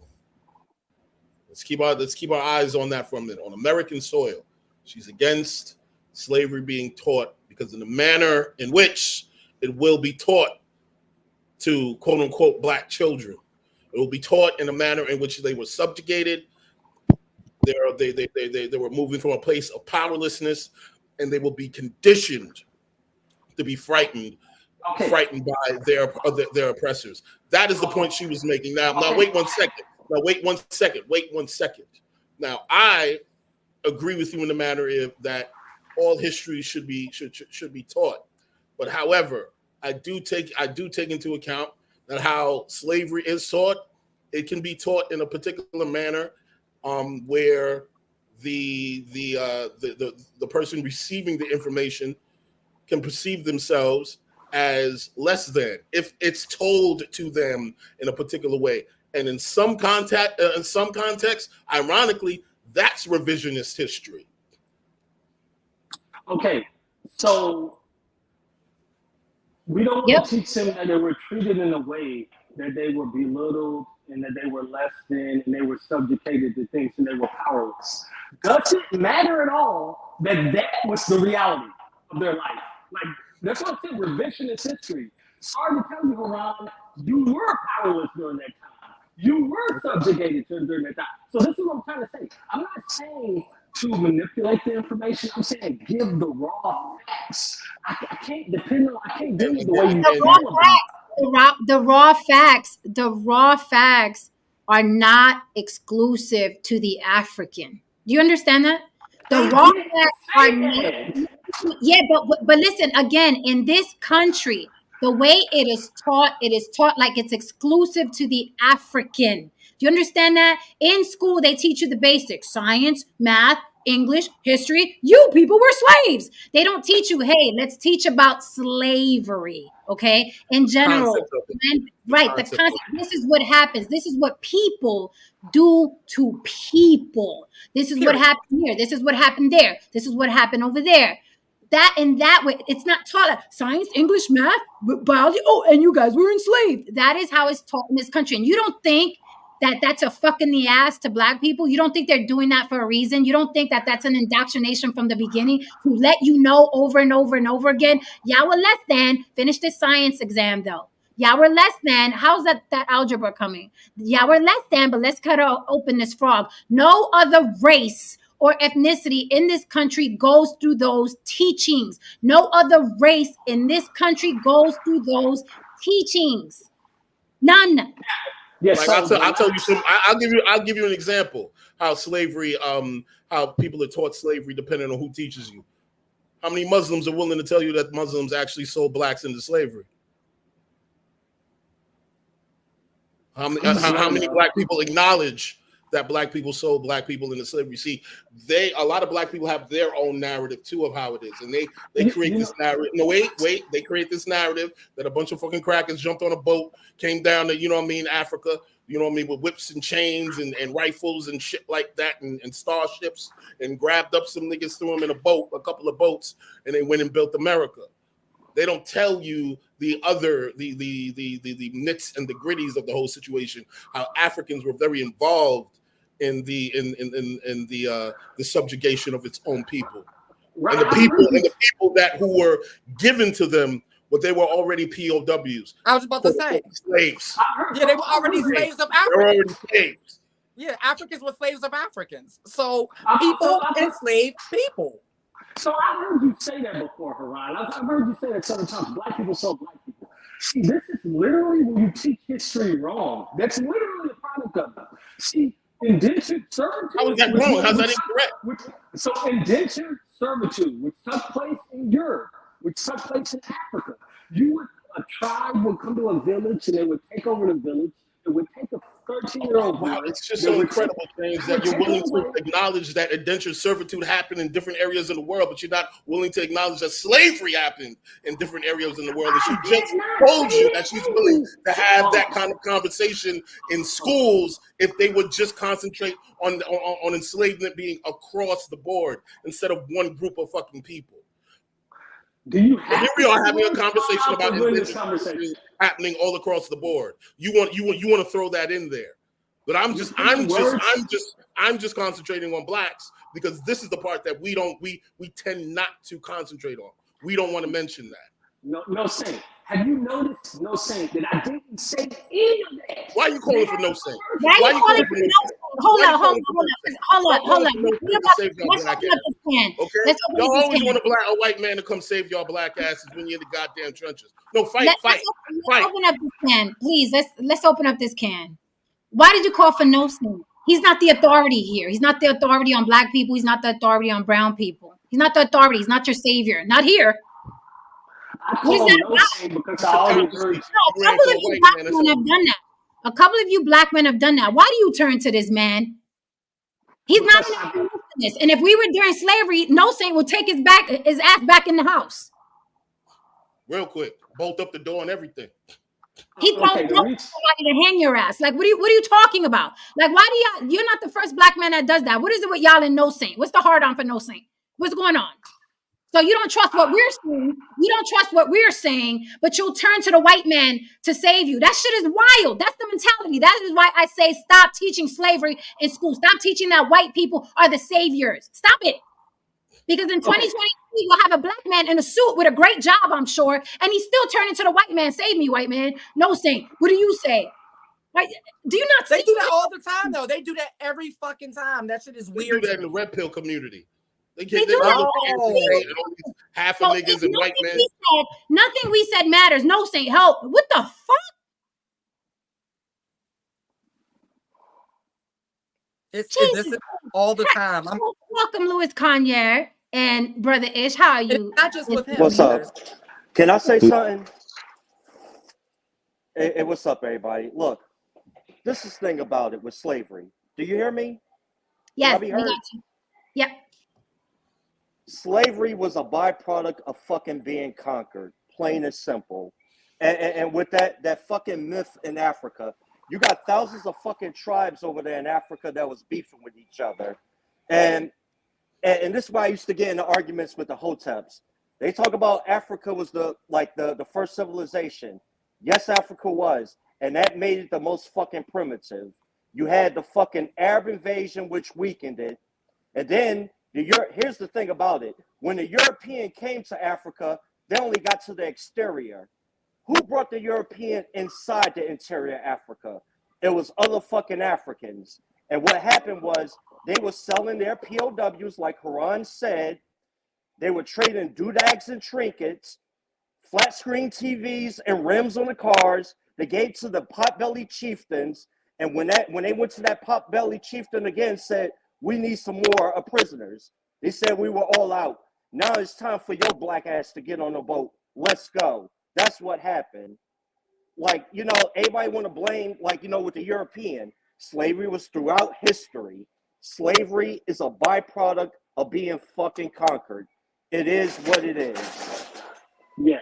And misogyny is a byproduct of man conquering the world, right? So why complain about that? Man conquered the world. Misogyny is a byproduct of that. So why That's a complain weak about ass point. We weren't complaining. It was you complaining. We weren't complaining. I hope you don't break your shoulder with that stretch. Yo, Right. man, Hey, you see how that works? You see how that works? We weren't complaining. You were. We weren't. You were the only one complaining. You came up here to Came up here complain. with your fresh shirt. You came up here with your fresh shirt and your V-neck tie. You know what I mean? Wait a minute. James, we appreciate you and the bullshit. We really do. But let me really quickly. What did I say? If you want a Jewish person to pop up, what do you say? You talk about black people, right? So I don't have a Jewish bell yet. I only have a race bell. But I'm Anthony Jones here. Every time you talk about black issues, the Jewish people show up, okay? Anthony Jones says, then the Jews shouldn't mention the Holocaust, but they remind you every chance they get. Can we cut this myth? Have y'all ever heard Jewish people bring up the Holocaust in comparison to black people bringing up blackness as an affliction? Somebody said the N-word. We were slaves. We got to teach slavery. Why you don't want to identify as black? We's all black. Like, I'm sorry. I've been around a lot of Jewish people. I've been around a lot of black people. I've been around a lot of white people when I was working corporate. I've been around a lot of Latin people. I didn't run into any Jewish people that reminded me every chance they got about the Holocaust. Now, what the Jewish people do is not fucking let you play with their fucking name. Okay? That's what they do. I'll concede to that. When you go for them, when you send for them, they show up. With consequences. Okay? With consequences. I'll concede to that. That is how they roll. But you got to charge that to the game, baby. If you're not as united as they are, if you're not as wealthy as they are, you got to charge that to the game. You got the same 24 hours that the Jewish people got. That fucking simple. 24 hours. Yeah. Learn from them. Night. Learn from Hey, them. but you know what? Y'all were talking about biracial earlier, right? And how, if you're saying that, you can't say a biracial person ain't black, I think y'all don't understand. The one drop rule was created by white people. It was white people that said if you have one drop of black in you, you're not white. It was not something created by black people. It's It was not, something but created by you're white people. absolutely right. You're absolutely right. But who regurgitates it? Who upholds it? Who campaigns for it? Black people. Black people campaign for it. Black people uphold it. You black. They tell me I'm black. You black. If the cops pull you over, you black. Halle Berry is black. Alicia Keys is black. Their mothers are white as snow. White as snow. So white people aren't the ones regurgitating that. White people aren't the ones perpetuating that. Black people perpetuate the one drop Yeah, rule. I know. Yeah, I know that's right. Because a white girl shows something with her biracial baby, and it's no way in hell her parents are gonna say to her, "Get that black baby out of here." That never happens. That No, never that always. happens. But check this out. Again, you are putting the power in the white people. You are putting that baby, whether the white parents hate that baby or not, that baby is not black. It is mixed. It is mixed. Whether white people want to say, Right. get that black baby out of here, the baby is mixed. The What baby's I'm mixed. saying is they talk about it too. That's all I'm saying. It's a conversation with them too. That's what I'm saying. Okay, it's a conversation in it's a white households conversation. too. Yes, it's a conversation with them. But look what you just said. The parents are going to say, get that black baby out of here. It has to be in their fucking home. Black people don't Right. even know Tyla. Listen, black people don't even know Tyla. This girl came out of nowhere yesterday, and people are mad that she's not identifying as black. She's not even in their home. She's not even in their home. Tiger Woods said, I'm not black, I'm mixed. Everybody went crazy. And Everybody went so crazy. Whiteinos, right? Whiteinos, right? So the exact way that you said it, because I remember when you said this, you were like, and we got these Latinos that want to act like they're not Latino. They want to go around acting like No, they're no, no, no. these Whiteinos. No. I didn't see. Don't put words That's in my filter. mouth. There are white Latins. There are black Latins. There are Afro Latins. I never said white Tinos don't want to be Latin. They are not Latin. They are white. They are white people who speak Spanish. Do you see the difference? Right. I'm not insulted by Spanish speaking people that don't want to be brown. They are not brown. They are blonde and blue eyed. It would be asinine for me to want a white person, blonde, blue eyed, to be Latin. I'm not one of them people. I don't need company. This isn't a misery for me. Flag is not a misery for me. I don't need company. I don't need you to say you're Latin like me for me to be all knowing and powerful. I don't need you I to just join me. remember the way you said it. I just remember the way you said it. I don't know. Like you remember what I said a minute ago about why slavery shouldn't be taught. You couldn't even remember correctly what I said 5 minutes ago, James. Stop the cap. Brother Ish, what say you?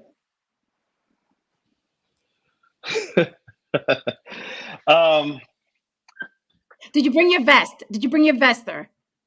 My vest, what they shooting? They shooting. I mean, I see Haran over there popping from around the tree. You know, that the Muslims, they gonna remix a black slavery. Look, no, come on, brother. We call it as it is. We know that it was Africans that sold black people into slavery. We there's a whole breakdown and message to the black man. Just review the book. Followed the Muslim faith.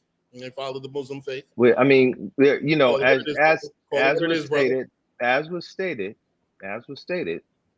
across the globe, slavery was a practice, and it was a practice in every culture around the globe. So we're not saying we're not denying that truth. If we're going to have that conversation, we're not denying that truth, and it is expressed and it's taught.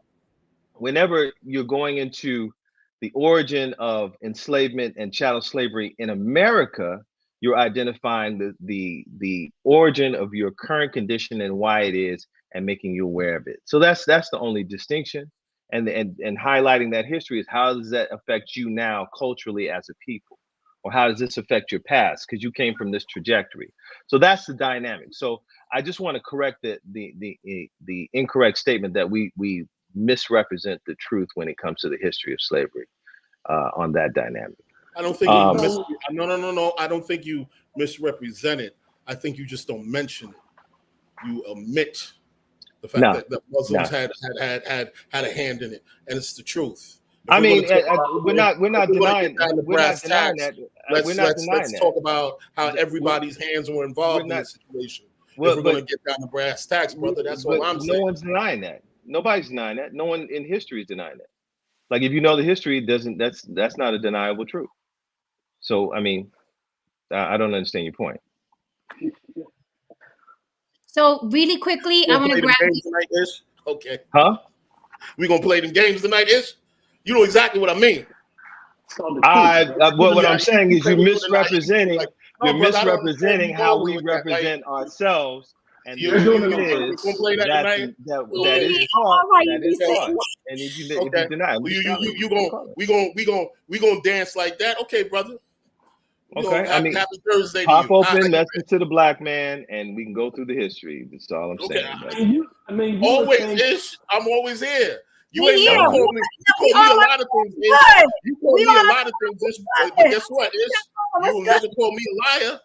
You'll never call me a liar up here. I whether it's lies And or nobody can call me a confusion liar or up in this motherfucker. misunderstanding. I mean, I don't know. Over for what we're, I don't make we're up shit. 1930s to now, like over 70 years of teachings, that there hasn't been some aspect of identifying that the practice of slavery was practiced in Islam. It's in the Quran. How you denying that? Okay. So I mean, you know what I'm saying? this Go comment ahead. here goes back to what I was saying. Jay Regal says, why can't we Black Americans accept the fact that not every person of African origin wants to identify as us? Others are proud of their own racial identity. And I think that when people hear that you don't identify as Black, they think you're not proud of your African ancestry. That's some more bullshit. Ain't nobody more proud than me that my daddy is African. Okay? I don't think I could find a more proud Latina that I am Afro Puerto Rican. So because I don't identify as Black doesn't mean I am ashamed or not proud to be of African descent. But that is what you hear because you really are hanging on the nuts of that word Black. That word is your identity. It's everything that you are. So you can't fathom that somebody will take it further than the word Black all the way back to Africa. So I'm actually more proud than the average person claiming Blackness because I am claiming the fucking motherland, Africa itself. I'm not even claiming what the white people gave us. Well, you Black. No, I'm African, bitch. I'm going way Okay. back what happened when all this slavery shit happened. But if it's not Black, it must not be proud because Black pride sounds good, Black love sounds good, Black girl magic sounds no African. Address me as African, fully proud of it. Address me as African. If you want to take me off of America, then address me as African. If you want to take me off of Puerto Rico, then address me as African. I use those three. Okay, Quick let thing me to answer that for you, quick Jen. thing to Let Adam me Hearn. answer that Real for quick. you. Wait. One quick thing to Adam Hearn. Sir, I don't know where you got your information from, but I am not a Zionist. The point of what I'm saying here is that How did that one come about? Oh my God. Just people 2020. people just love words. But you see, here's the thing. The point of what I was saying, because It is trending. it literally flew over your head. The point of what I'm saying is that during the diatribes that many people in the Islamic community and the Nation of Islam, when they discuss the atrocities of the white devil, they forget to tell you that they helped. That is the point that I'm trying to make. They admit that. That's not true. That's not true. That's not true, Haran. I'm just saying it's not true. Guys, you helped them also. But anyway, it's not true. It's not true, Haran. So that is emphatically not true. I mean, if you go all the way back to the days of Malcolm X, you can find where there's references to. I'm answering your question, beloved. Okay, then go ahead. Lily, you know where I'm going with that. Hey, but we escalate when things go low. But understand that's just not an accurate representation. And I mean, if you're gonna say that, that's not true. I mean, we constantly speak about how so? Because currently I have my own issues with some of the practices that I've seen. I mean, your issues do not excuse denying the facts that you're saying that the nation does not identify that Africans were involved, or even Muslim Africans were involved in the practice of slavery. You can span through between recognizing and actually speaking about it. Again, this is where we go with the omission. Where is the omission? In what The lecture? omission is when you're actually throwing knives at the white man. When you're actually coming after the white man. Also throwing there. Oh yeah, by the way, a number of us help these motherfuckers out. Haran. That's not actually thrown in there. Where, beloved? Where? Where what? Where's the omission? Where in the evidence of no. You're telling me. No. Let me finish. You're telling me. I'm going to explain this to you. Let me finish. No, you don't have to explain the question. No, I have to explain it to you because you're going over your head. Now let me explain this to you. So you're telling me, yes, you're telling me that through all the diatribes, through all the sermons, through all the messages and the calls and so on and so forth from the nation and even Muslims outside of them, they stand 10 toes down and they mention their involvement in the enslavement of Black people, that they essentially were a prime component in the enslavement of our people. Are you saying that? I would say that if you even watched Roots, which was inspired by Malcolm X, which was inspired by the teachings of the Nation of Islam, you see an actual aspect of that being told in the story. So I would say that no, Haran, I think that's an incorrect representation. And I think that if you can point out a point of reference where you can say, in this lecture, Minister Farrakhan said this, in this book, Elijah Muhammad said this, then that would be a good point. But right now you're talking about 80 years, 70, 80 years of a history of thousands upon thousands of words that were spoken that somebody is alleviating or omitting the truth. Like, that's not even. That's the point that I'm saying. I didn't learn that from them. You don't have a point of reference that I can address. I didn't learn that from them. That is the point that I'm making. I learned that outside of them. I learned that when I did my own history. You're throwing a broad brush at a situation without. When I did the history and the knowledge myself. When I did the history and the knowledge myself, and you admitted to it to being true, but you that said Africans had a hand in the enslavement of our people, and that's not often discussed when we have these messages and sermons from Muslims. That is the point that I'm saying. Speak with me, not at me. So what I'm saying to you is this, brother. See, now we're where are you pointing? Where are you? What the hell did I just said? Because I'm just repeating myself at me. No, you're not, because you don't have a point of reference. Where is it stated that publicly, privately, in literature? That's my question. Because you're tossing a stone. You're tossing a broad stone, saying Muslims omit that point of history. Where have you seen that? Where have you heard that? I just point that as a point of reference. I just listened. You just said Muslims. You just said Muslims. The Taliban.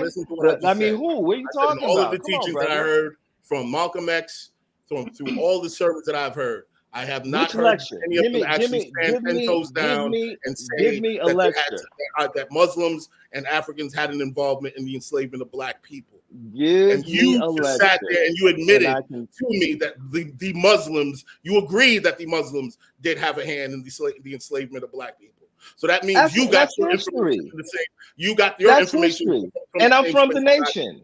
So I'm sitting here saying that I have not seen that be a talking point. And you said that I'm not seeing that be a strong talking point. I'm saying because then, if that's a strong talking point, then you can't pull the entire. You can't push the entire, enslavement and the degeneracy of Black people on the shoulders of white people. You have to say that we had a hand in the disruption of our own people, and that's a dicier conversation. But wait, is anybody denying that though? I don't think anybody's denying that. Is anybody denying that? Nobody's denying that. I'm saying, but he's sitting here saying, but see, here's the thing. I'm sitting here saying that I didn't hear any of them, the minister talk about that shit. When?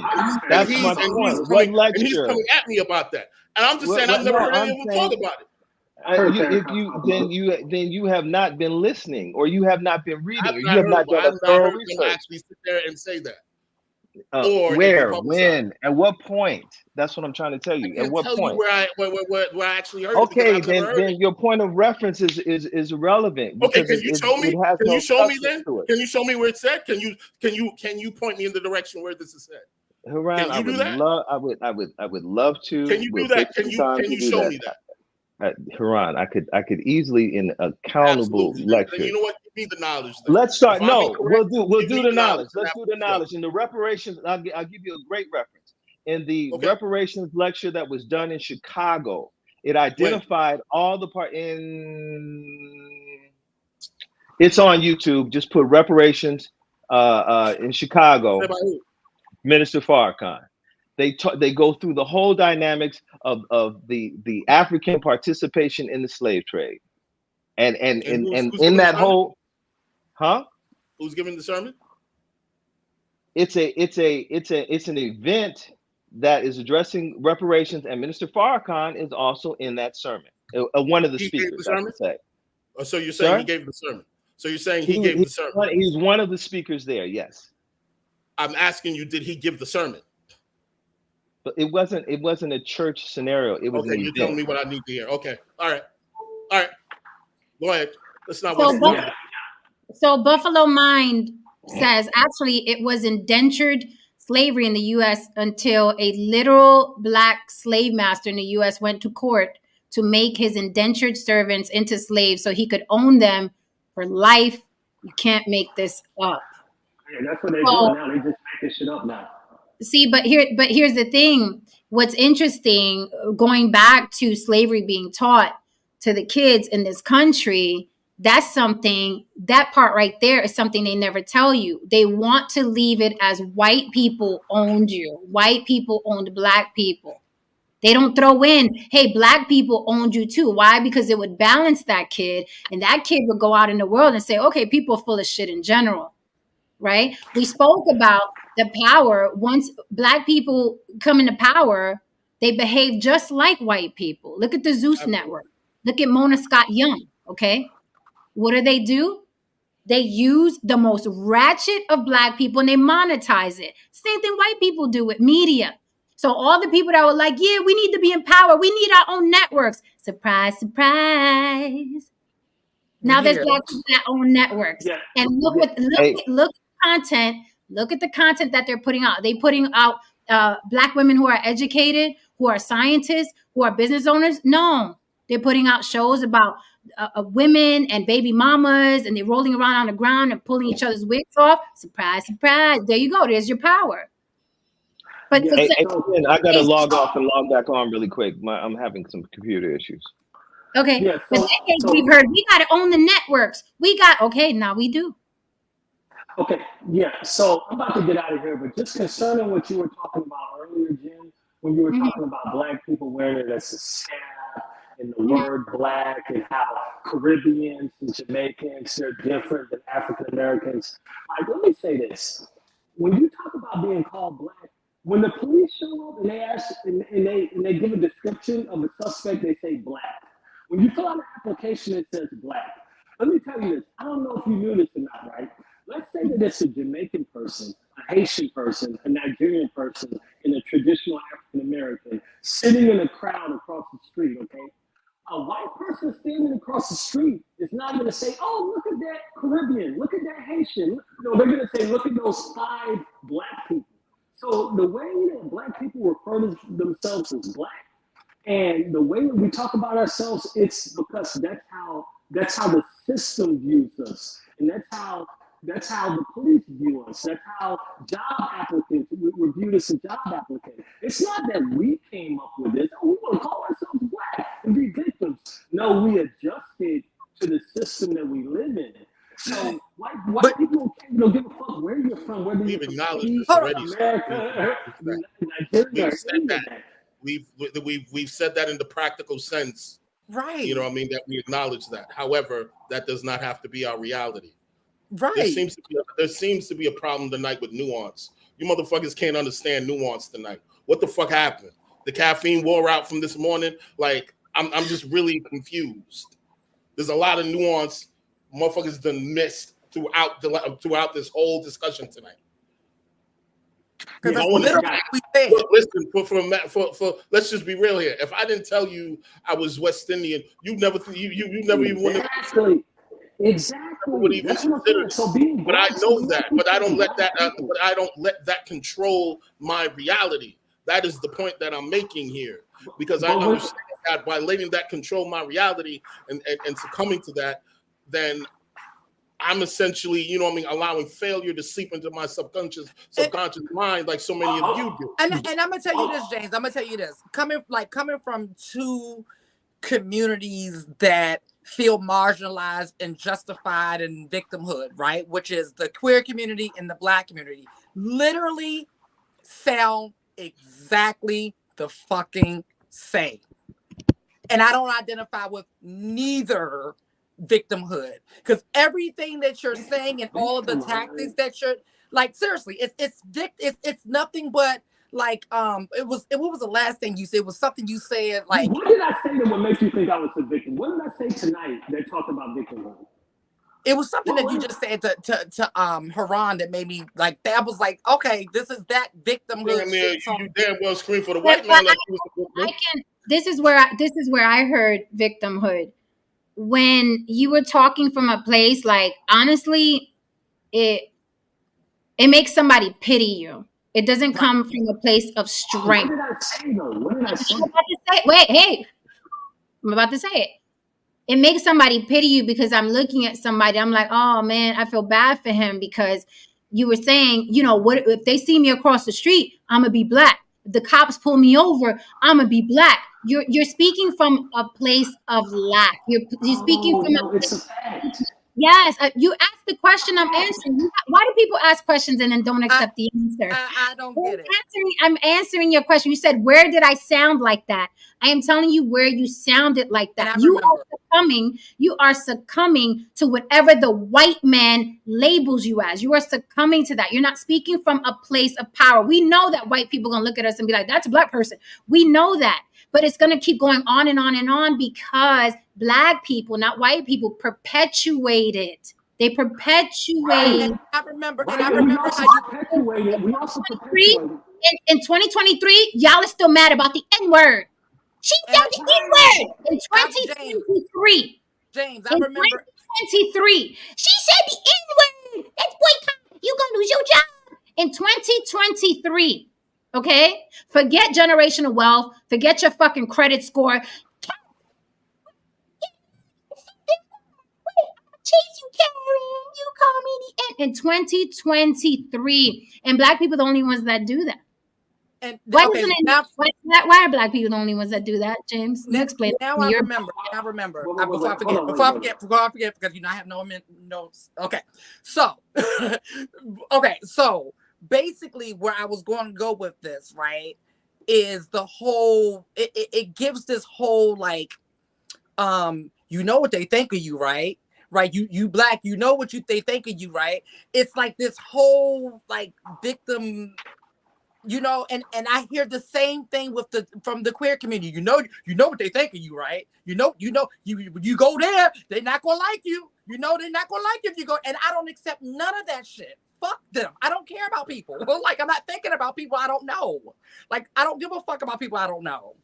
You know what I'm saying? What if you were at work or wherever, and there was a Black man who kept saying, "You gay? I know you gay.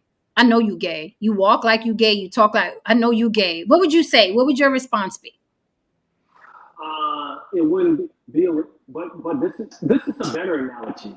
What if I was at work and they put on a piece of paper that you have to check gay or not? Like, that's not a good analogy, would you?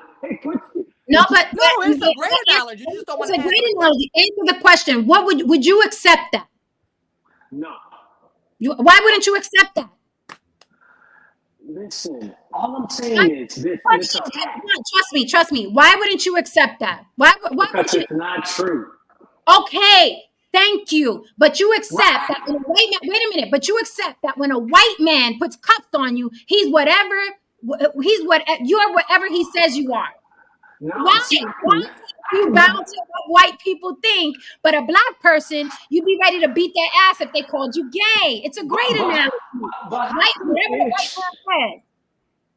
come Ish can get out a full statement? I can never get out a full statement. Yeah, you've gotten full statement. I'm not saying they create my reality. All I do is talk about facts. And it's a fact They're gonna be like black male, 5'11", red shirt. It's not whether or not they think I'm black. I accept that they say it. No, that is the words that they use. And all I'm saying is, let's not sit around and scratch our head about why black people use the word black when you look at the context of the country. Like I said in the chat earlier, I was being They use the word black because they're still under the thumb of whatever white people said they are. It is black and white. Except you ready to fight tooth and nail if someone says you're a homosexual. To them it could be true. They're like, he talk funny, his voice is a little light, he ain't got no bass in it, he dresses nice, he's probably in the closet, he's probably gay. You will fight tooth and nail not to be a homosexual. But what white people say in this country is gonna stick because look how white people look at us. And then whatever white people say, that's what we're gonna succumb to. It's the same shit. You pick and choose what you want to be badass and tough about. You pick and choose. Here's an example. Here's an example of victimhood. Here's an example. Oh, I saw it. You saw it. I saw it. Black people do not make the rules in America. Yeah. Well, here's the thing. This is another victimhood. Here's the thing. A lot of groups don't make the rules in America, but they still put the pressure on motherfuckers. Hello. You know what I mean? There was a time, like you said, since you like bringing them up, there was a time when the Jews' names were shit in America. And they turned around and they started putting the pressure on people. Asians, they put the pressure on motherfuckers. The gays, they put the pressure on motherfuckers. They did get reparations, right? Isn't that what people talk about? Native Americans, exactly. The Native Americans also put the pressure on motherfuckers and got reparations. And here's the thing: if these groups can sit here and put the pressure on a system where they don't make the rules, what is the excuse for black people? You can't be a victim and make rules. What are you doing to put the pressure on them, Iran? Not being a victim. Because exactly. Because not being a victim. Because as soon as Jamaican Americans come over here, I'm Nigerian, right? I hear Nigerian Americans talking about black people. And you know what I tell them? The moment you come over here and have a baby and he walks down the street, he's black, you idiot. It's about the way the system views you. It's not. We talk about black as if it's a different race. James, respectfully, James, your argument is falling apart right now. It's time to leave. It is. You're just throwing shit out there right now. You're just frothing at the mouth right now. Okay, your argument is falling apart. You had some good points previously. Right now, it's time to. I can't even see the goalpost anymore. I can't even seriously. Okay, that shit is behind Renaissance Man right now. The goalpost is behind Renaissance Man right now. Okay. Okay. So I'm gonna leave with this one question. I'm gonna leave because I gotta go. Okay, Haran, if black people, what are you doing as a black person then to prevent that? What are you doing about that? James, I tell you this all the time. You people, this all the time. I actually work in STEM.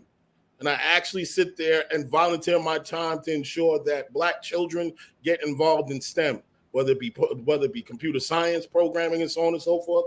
I mentor them. I make sure that they don't walk around here with these attitudes and these ideas that they should be subjugated and they should think less of themselves. I make sure that these young people believe and honestly practice that the sky is the limit for them, that they are beyond their blackness or whatever concept of blackness that has been put on their shoulders in America. That's what I'm doing.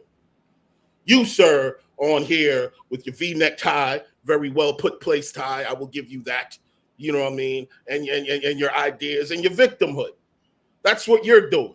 Hey, I appreciate a man that comes up here dressed now. Hey, not too much on the tie. Not too much on the tie.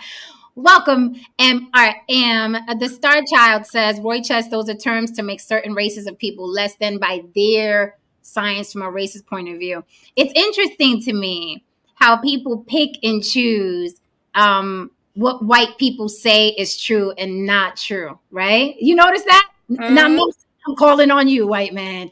Do you notice that they pick and choose? If a white man says black people are naturally dumber, black people are naturally dumber, They're not very good at entrepreneurship. Let's march. Where's my picket sign? God damn it, I'm gonna go out there. Black Lives Matter. God damn it, we are smart. We invented the fucking light bulb, and we fucking invented sneakers and shit. Who the fuck are you? Right? The whole town is tore up. Would you tell a black you're black, and when if we arrest you, oh, you're definitely black. You see, I'm black. I'm black because I'm getting arrested. And I'm black scientifically. He told me one drop. He black. So it's like this love-hate relationship with this deity. It's weird. It's weird to me. Hey, I'm gonna pass the mic. These can all be true, and I can still acknowledge the fact that I was once surrounded by a bunch of white cops, and they said that we'll beat your black ass. I will understand and admit that that happened to me. You know what I mean? But there are truisms outside of that. Your ass black? Is your ass black? Jen, it is pretty comical. It happens a lot in the conscious community too. That's the white man's science, and then they will literally reference another white guy saying something that they agree with, and then they'll mention it. And this is a white man saying it. I was like, wait up! You just said you can't believe the white man's science. It's hilarious. It's hilarious playing the Let's welcome, just so we're not here all night, let's welcome MRM, and then Brother Ish, you can get back on it. I just want to make sure we hear from everybody. How are you, sir? Haven't seen you in a minute. I know you've been watching for a minute. So what say you thus far? Oh my gosh. Woof. Woo! Yeah, there's been a lot being said, but it actually can be summed up and it's really easy. If it was never taught from a Southern lens eye view regarding slavery and all that, Black folks wouldn't have nothing to complain about. If it was not taught, I mean, because here's the thing, in America, most likely, and I travel all over, the minute you say, what do you know about slavery? People's mind gonna instantly go to white man bad, black man victim. That's instantly. It's nothing else. There's nothing about what you guys talked about earlier about it being over in other countries and it was worldwide. Nobody goes into detail like how Portugal got 40%. America barely got 1% of all the slaves, but they act like we got all of them here. We barely got 1%. Nobody, you know what I'm saying? Nobody goes into that. In South Carolina, 43% of black people own slaves. In Louisiana, 26% of black people own slaves. In Alabama, 25% of black people own slaves. And in Georgia, 20% of black people own slaves. Leave that part right there out. It's purposely taught to them in such a way because they want to keep them in a particular mindset. Let me give you an example also with my children.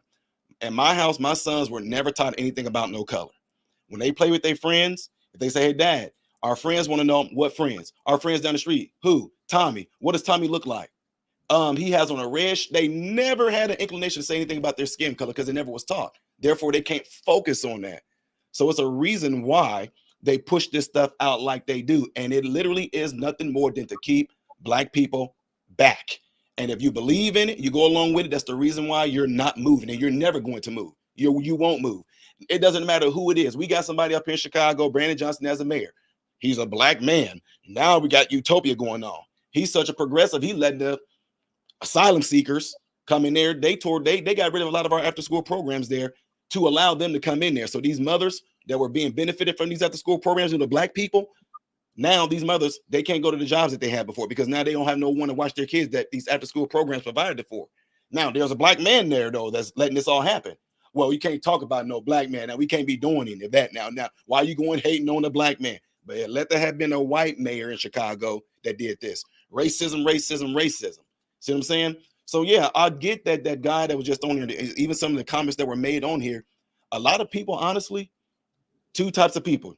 You got people that they pimp black folks into victim mentality so they can stay that way because they can hustle them off of that. But you also got people who don't know that they are victims. So that's all they see is the fact that they are a victim. They never seen nothing else. They don't know what it's like to be victorious. That's why if you got people on these panels that show you what victory looks like, come on this side. They don't even want to step over. They scared to. And half of them are scared of the truth because if they step over, guess what? Truth doesn't lie. And truth is going to show you, dang, I had it all wrong. Every last one of my young folks that I mentored that stepped over to this side, they look back and go, God dang, what the heck was I thinking? It's not your fault. You were brought up that way. You were blinded. You were taught to look at slavery one way. You were taught to look at yourself as a black person one particular way. So I understand it. But what's bad is when these black folks become grown up adults, when they have the liberty to go and research this stuff themselves, they don't do it. They still going off what they were taught in grade school. White man bad, black folks victims. And I have an issue also with when Black pride is taught. It's always it's the majority of the time. It just doesn't come from like, look, we are a strong people, beautiful people, and left at that. It's always in spite of white people, we are X, Y, and Z. That's the issue I have with those teachings. It's not just like taking it back to the Caribbean. And you know, we're not at all trying to say, don't get it twisted. We're not all trying to say that it's like, oh, we're the creme de la creme. It's just a matter of teaching. When we are taught our cultures, right? I had a guy come up, he went, well, easy for you to say that because you got that flag. Well, this flag used to get people arrested and killed. Okay, this is why we wave the flag today. But we're not taught when we're taught our culture. We're not taught in spite of what the white man did to the Tainos. You guys are beautiful and invented X, Y, and Z. We were never taught in spite of. People teach Black pride and they have the Black artifacts and the statues that look, we are beautiful people in spite of what those white people did to us. You're still instilling that you overcame the white people, not that you're equal to them or better. You're still being instilled with, well, you overcame. We are good in spite of. So MRM, I want to ask you this question. The way you teach your boys very neutral. What if one of your sons comes home and he says, hey, my friend told me that if the cops pull me over, then I'm Black and I'm gonna have to deal with being Black in America. What would you say to one of your sons? Well, right now it's a little too late. My sons are grown men. They're 21 and 19, but we already had that discussion before and all that. Like I said, I never had my sons in the mindset that police are going to look at them a particular way. It's simple. The police pull you over. This is what you do, son. That's it. I didn't do the whole, now look, put your hands on the steering wheel and you sit there and you wait. Come on now. They make it like every last one of these police officers is about to come out here and be like that towards us. I've been pulled over 19 times, me, for speeding. And I've not even got one ticket. Only one time was an officer Black. All the other ones were white. I have not 19 times. I'm 41. 19 times, and I have not gotten a ticket yet, at all. So, well, then you know what they do? Well, everybody ain't as see. It's always some excuse. That's that victim mentality. Well, everybody ain't as lucky as you. Well, that's different. They might have. What kind of car was you driving? They might. Come on, man. If you're gonna be, well, I've had cops be assholes to me, and I've had cops be nice to me. Exactly both. It's the person. The thing is that with it though, like I said, if you don't teach them to look out for something, if you start talking scary stuff right now to make a person paranoid about everything they see when they go out there, they're gonna look for it. You know, it has nothing to do with this shirt I'm wearing, but I'm just using it as an analogy. There was a time, a few years ago, people got you to freak out if somebody remotely sneezed. Look what happened with that. Oh, what she sneezing for? What you coughing for? Hey man, look what it did. Sensationalism propaganda sells, fear sells. And if I can cause you to be fearful, I can control you. If I can cause you to be angry and out of your emotions, I can control you. And what do they do with us? It's always the same exact thing. They show something that's going to piss us off and get us angry. They can control us with it. Or they do something in such a way to where we become fearful. Be fearful of the police because they out to get you. Be fearful of this person because they always be on the lookout when you go into the grocery store because white folks, whatever white person might cut their eye at you, they think you're stealing. This is what they do. So therefore, that's what you look for. A white person just making eye contact with you because you looked at them too. But no, she looked at me kind of funny though. Like how? What? How? Well, she looked at me like I was doing something. How does looking at you like you did something look like? You know what I'm saying? This is what I'm saying. This is what they deal with on a psychological level. With our young folks in our programs, they don't get none of this. When you mentioned earlier about not talking about this stuff until they're older, we have it set up to where either they can opt out of being taught anything about slavery in the schools at all, and or when that does happen, then our programs, our after school programs, or when we mentor them, we go right along with them too and show them how it was going on everywhere. You know what? When you do it that way, guess what happens? Oh, dang, we ain't all that special. No, you're not. But they want to think, oh, dang, so everybody was Mr. Ty? Yes. And before, in the 1600s, it was all whites before they even became blacks. Oh, I didn't know that. I know you didn't, but this is what we're talking about. So but that's the and you see that a lot on social media where Black Americans, they covet oppression. It is theirs to the point where when the Asians were getting their ass beat, when the Mexicans get their ass beat over the border, they ain't trying to hear nobody. Welcome to being Black. Like they don't want to give their oppression out to. They will not share that oppression. It is theirs. It is my identity. I am Black and disenfranchised in America, and that's that. And nobody can have this. This is my baby. Oh well, it's to that point where they don't even know. No one knows. And when I talk to people about shit that happened to other people of color, it's like it doesn't compute. They don't even know about it. I'll throw names out there. They don't even know that these people exist. That's why those teachings are dangerous, because they don't teach the way it is. Slavery happened all over the world forever. And how do you know where you came from? How do you know if your family? How do you know if your black lineage wasn't a part of the ones that was up north that never seen slavery? All they did was heard about it. How do you know you didn't descend from them? You know what I mean? They don't want to hear that. How do you know you're not part of the black people that owned other black people? How you know you're not? And then we're not gonna go in. Then we ain't gonna go into that when slavery ended. When slavery ended, it wasn't referring to the Indians because they kept them. It was only referring to whites. When slavery ended, Indians were still able to have their black slaves. But we ain't gonna talk about that though, So because white man bad only. Quick thing, I will admit that this is an example. When I had run-ins with the police when I was younger, they were things went sideways, but they went sideways because I was a fucking asshole. You know what I mean? At the time, I was high off of fucking Khalid Muhammad tapes and shit like that. You know what I mean? And all kinds of fucking rhetoric. So, of course, I was just angry militant kid. So of course it's gonna go fucking sideways. And these are New York cops. You know what I mean? So, but the point here being that an idea was implanted in my head, and I was allowing that idea to steer me in a particular direction that wasn't practical. That just wasn't practical. I mean, there was some heavy fucking tapes. You heard this motherfucker, Jen. You know what I mean? There was some heavy tapes. Listen, they ain't no money in being angry and black. They ain't $0. I realized all these things after I learned about credit scores and living on my own and so on and so forth. Like, whoa, there ain't no money in this. ain't no practical. Felt good. Then felt good.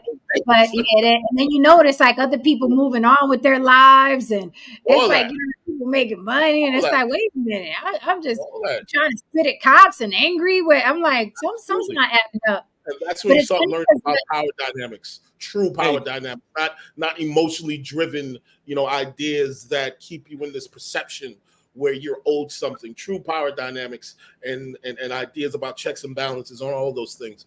When you're ready to understand those things, the world opens up to you more. And as I said 1,000 times,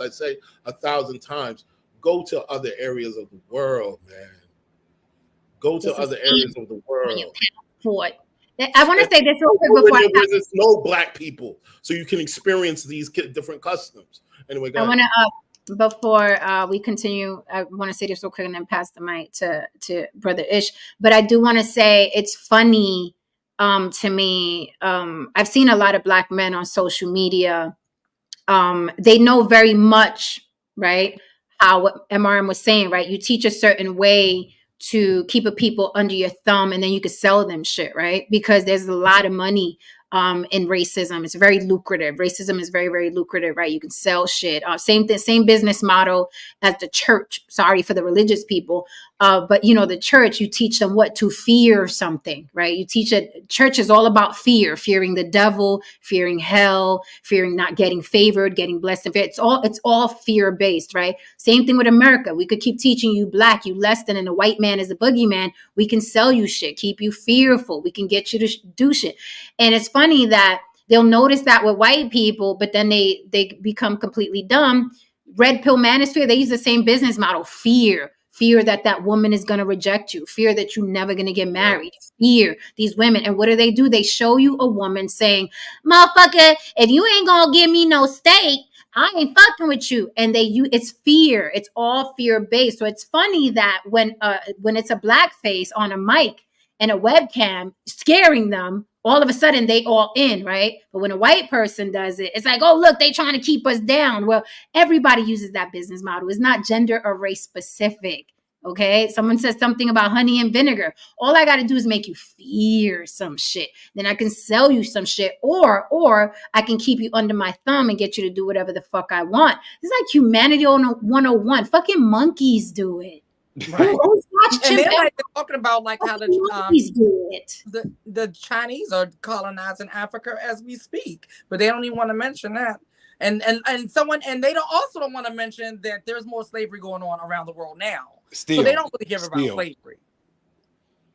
Look, so many people are intellectually and emotionally stunted that the example that I gave you about what I was going through, that was the life of a 19, 20-year-old young man. I mean, come on, I was a fucking kid going through those things. I didn't know what life was at the time. I did. I still don't know shit. I'm in my 40s. There's a difference between that young man behaving that way and you behaving and clinging to poisonous ideas when you're in your 40s, when you're in your 50s.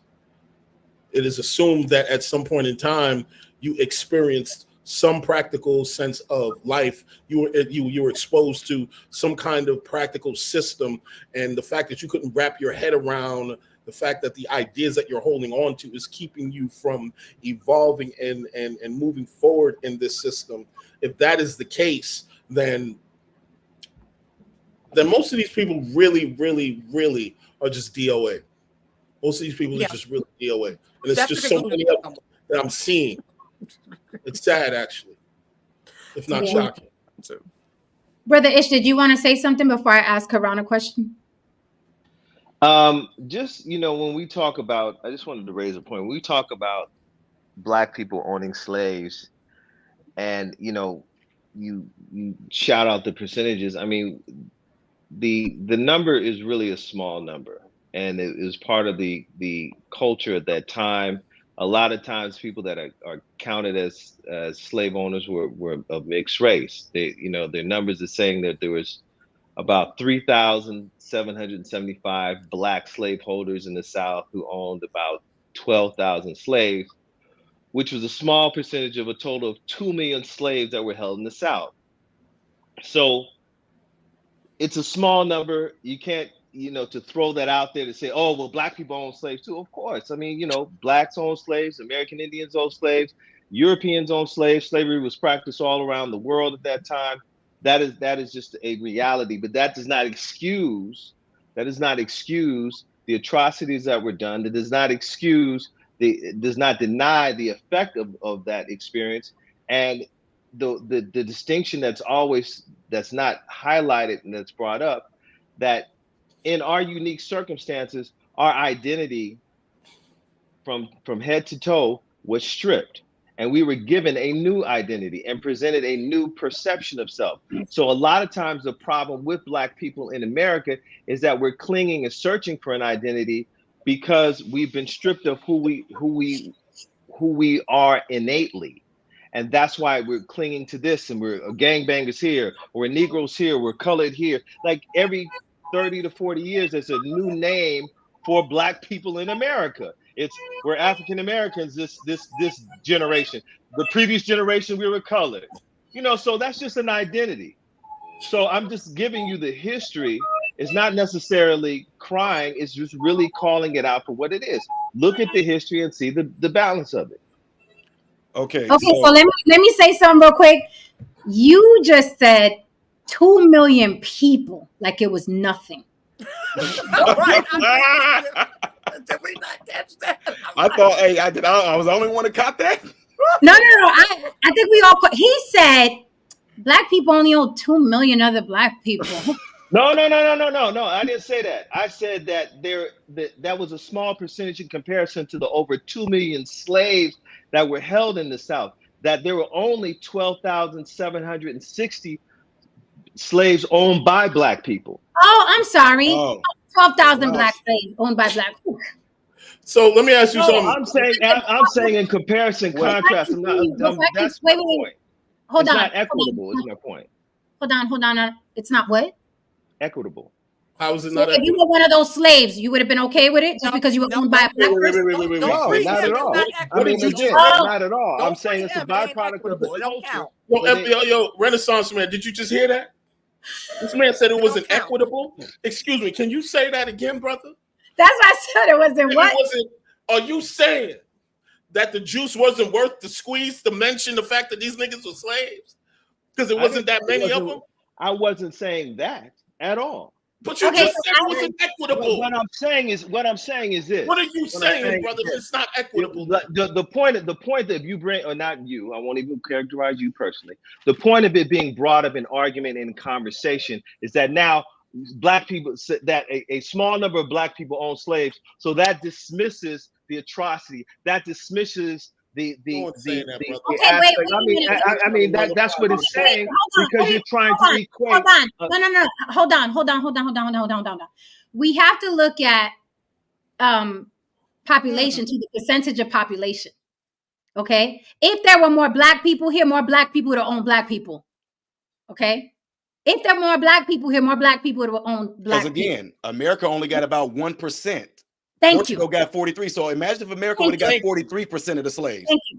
Okay, so you're saying that 1% of the 1%, 1% of the 1% own slaves. Hold on. You're also saying, I don't recall, but none of us said, no one's trying to diminish white people owning Africans by saying that black people owned Africans too. Mm-hmm. You're way off. The reason why we say that is to teach that slavery happens with humans, period. So we say it to combat making white people bigger than they are. Mm-hmm. That is why we say it. That is why we say it. We don't say it to excuse white people like, oh, well, see, black people own black people too. So white guys aren't that bad. That's not why we say it. Nice skate. Take the skates off. The second thing, you just said that black people own black people. It was part of the culture. It was at a time where owning black Africans, that's what we did. So if you're going to excuse, using your logic, if you're going to use that excuse, then let white people skate. Why are you still sucking them? Why the circle jerk going off of white people? Why don't you say it was the fucking culture? We owned bitches back then. Why are you still riding the dick of the white man if it was just part of the culture? Why don't you chalk it up to the game? Charge it to the game. Back then, people owned people. Charge it to the game, move on with your lives, and stop making white people a deity. Answer that. Because in that aspect, it's not just saying charge it to the game.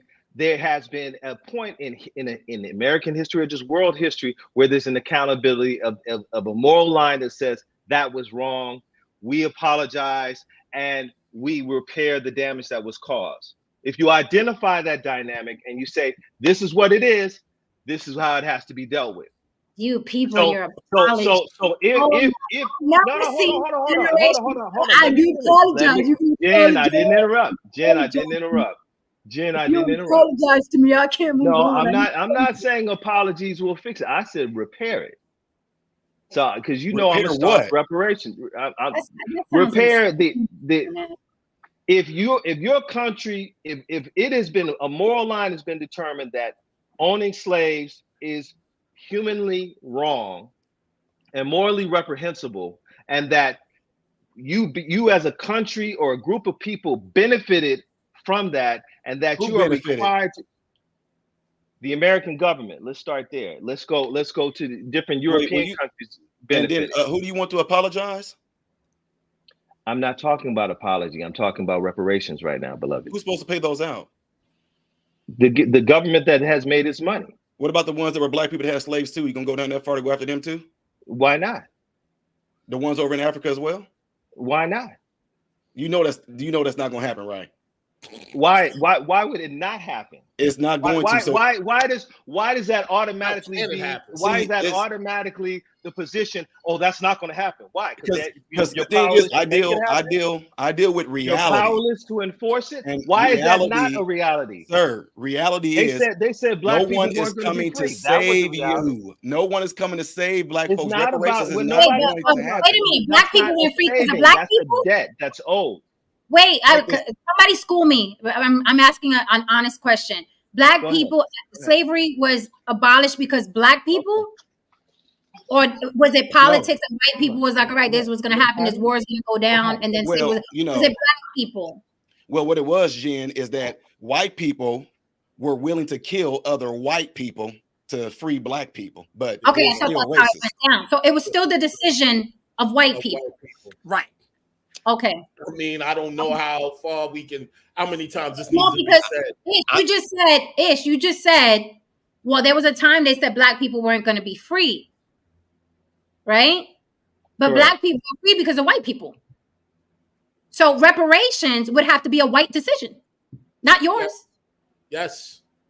Who gonna reparations would not necessarily have to be a white decision. Reparations could be the pressure that was put on them by Black people, and they would have to submit to that pressure. As in you mean that same pressure we gave them to free us? how You South niggas Africa can't bring back good hold on. times. You niggas couldn't bring back good times on TV. Okay, so how did South Africa get free? What the fuck you talk about reparations? How did man? South Africans Get get here, free? man. They got free from the pressure that was put around the world by Black people and others in relationship to the issue.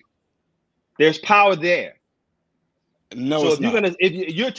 You're right there claiming that there's a unilateral powerlessness when you say white folks ain't gonna do this. Well, then why don't we create a scenario where they will? By doing Who's what? we? Who's we? Listen. Who's we? There are Black people right now that own networks getting fucking wealthy off the backs of Black people. Who's we? What are you and Steve Nasheed? Like, who's we? Who's fighting for these reparations? There are Black people out here that are saying, I don't identify as Black. I am wealthy. I am American. There's more of those than there's not. And then the people that want the reparations don't have the unity, don't have the political power. Who's we? Who's this we? People are not going to stop because that's going to take time for making a TikTok video. It's going to take time from twerking. It's going to take time from little things. We're too comfortable. That is absolutely true, but dissatisfaction. But I thought we were oppressed though. And there is a group of people that are oppressing us. But then again, through the different actions. Go ahead. The comfort of Black people in this country outweighs the dissatisfaction. You do realize that. Let's talk about reality.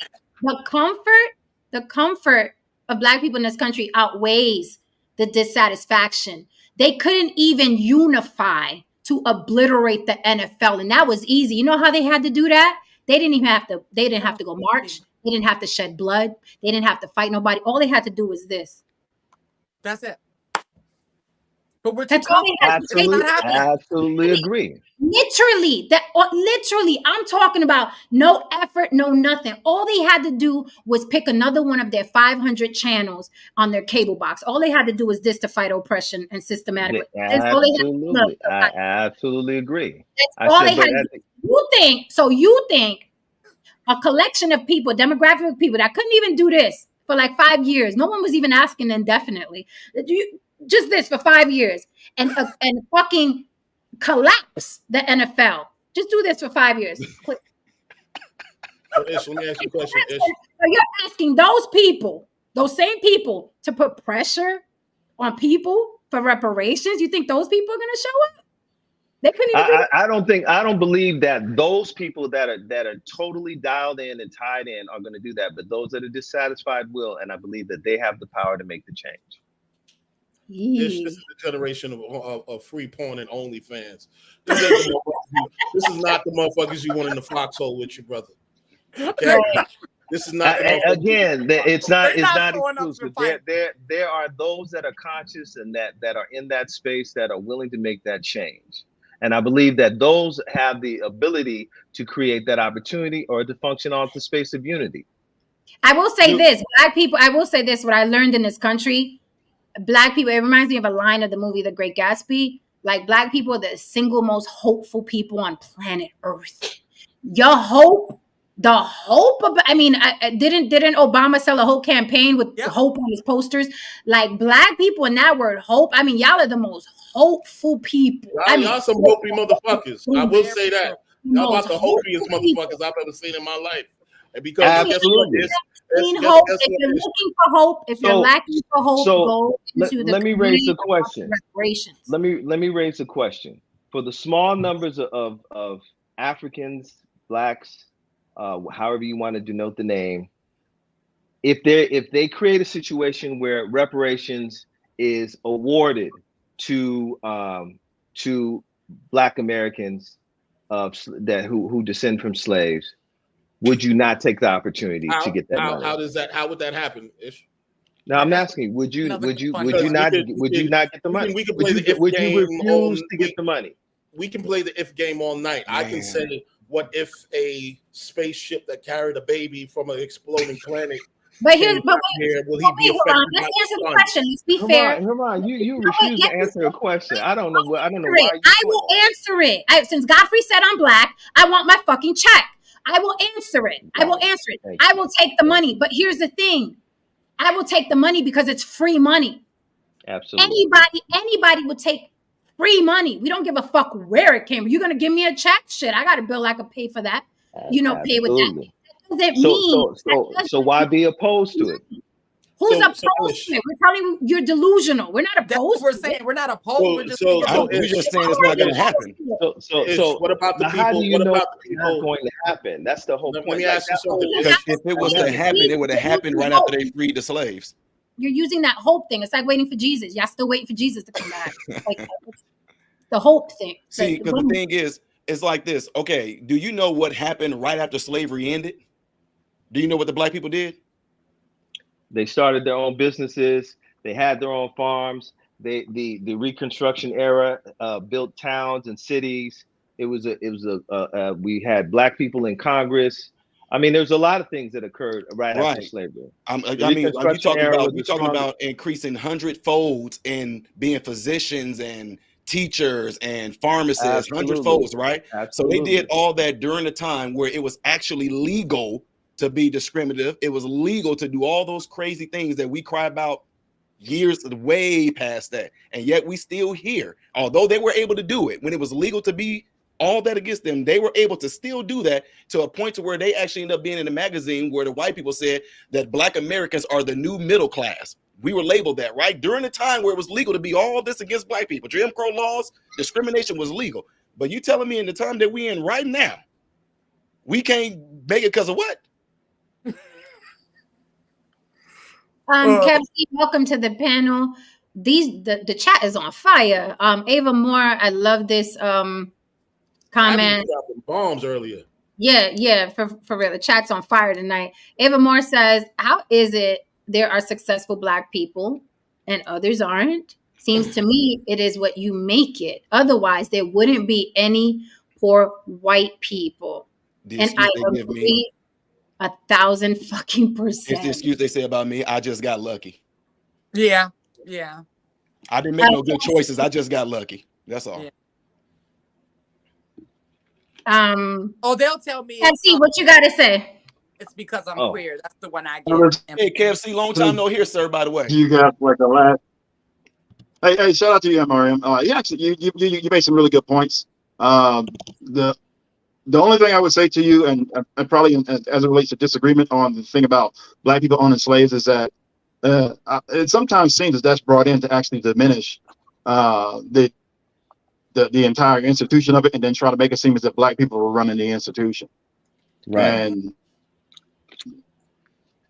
that we already went over that. That's not what we mean when we say that. Enforced it. That put it on the plate. You guys still KFC, you a lot, but I will sir. ask you this, Miss Jen. Hear me now? You're breaking up while you still breaking up. It together. Yeah. Thank you for the super chat, boy. Kachina. China will have us all in chains before we figure out who's paying or receiving reparations. God damn. I would agree with MRM is that reparations probably isn't going to happen. I would agree with him on that, only because of everything you have to go through in order to get it. But average people really shouldn't have to be trying to chase that down. That's what politicians are supposed to be doing. All right, that's what they're for. So this idea that we got to come together and do all of this stuff and run around the Capitol and hold hands and do a bunch of marches and all this other stuff. Everybody else didn't have to do all of that in order to get reparations. So that's probably true. Not going to. That's true, but I would say that that's true that other groups didn't have to do that, but they also had a lot of a different set of circumstances, and it is people who move politicians outside on top of money. So if you put money where it needs to be, you can get a politician to vote the way you need him to vote. And that's where if we pool our resources and function in a collective manner for what affects us collectively, then we can produce success. That's my perspective. In relationship to what brother was saying about how we were successful during the Reconstruction period, it goes back to my earlier position on earlier shows, that we were separate.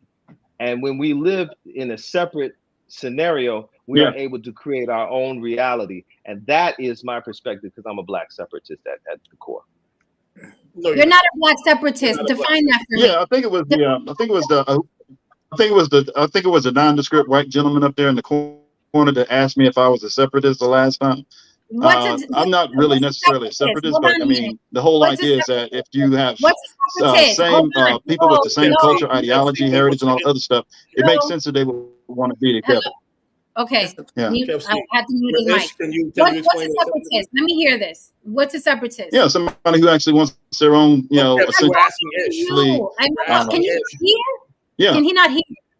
Yeah, when you want your own community away from pretty much everybody else, you want to. It will be Black run, Black owned, Black directed, Black. Yeah, it will be Black owned, Black run, Black directed, Black independent. We're talking to Ish. You're asking him, Kev. I don't think he can hear. I think he's having some technical issues. I don't care.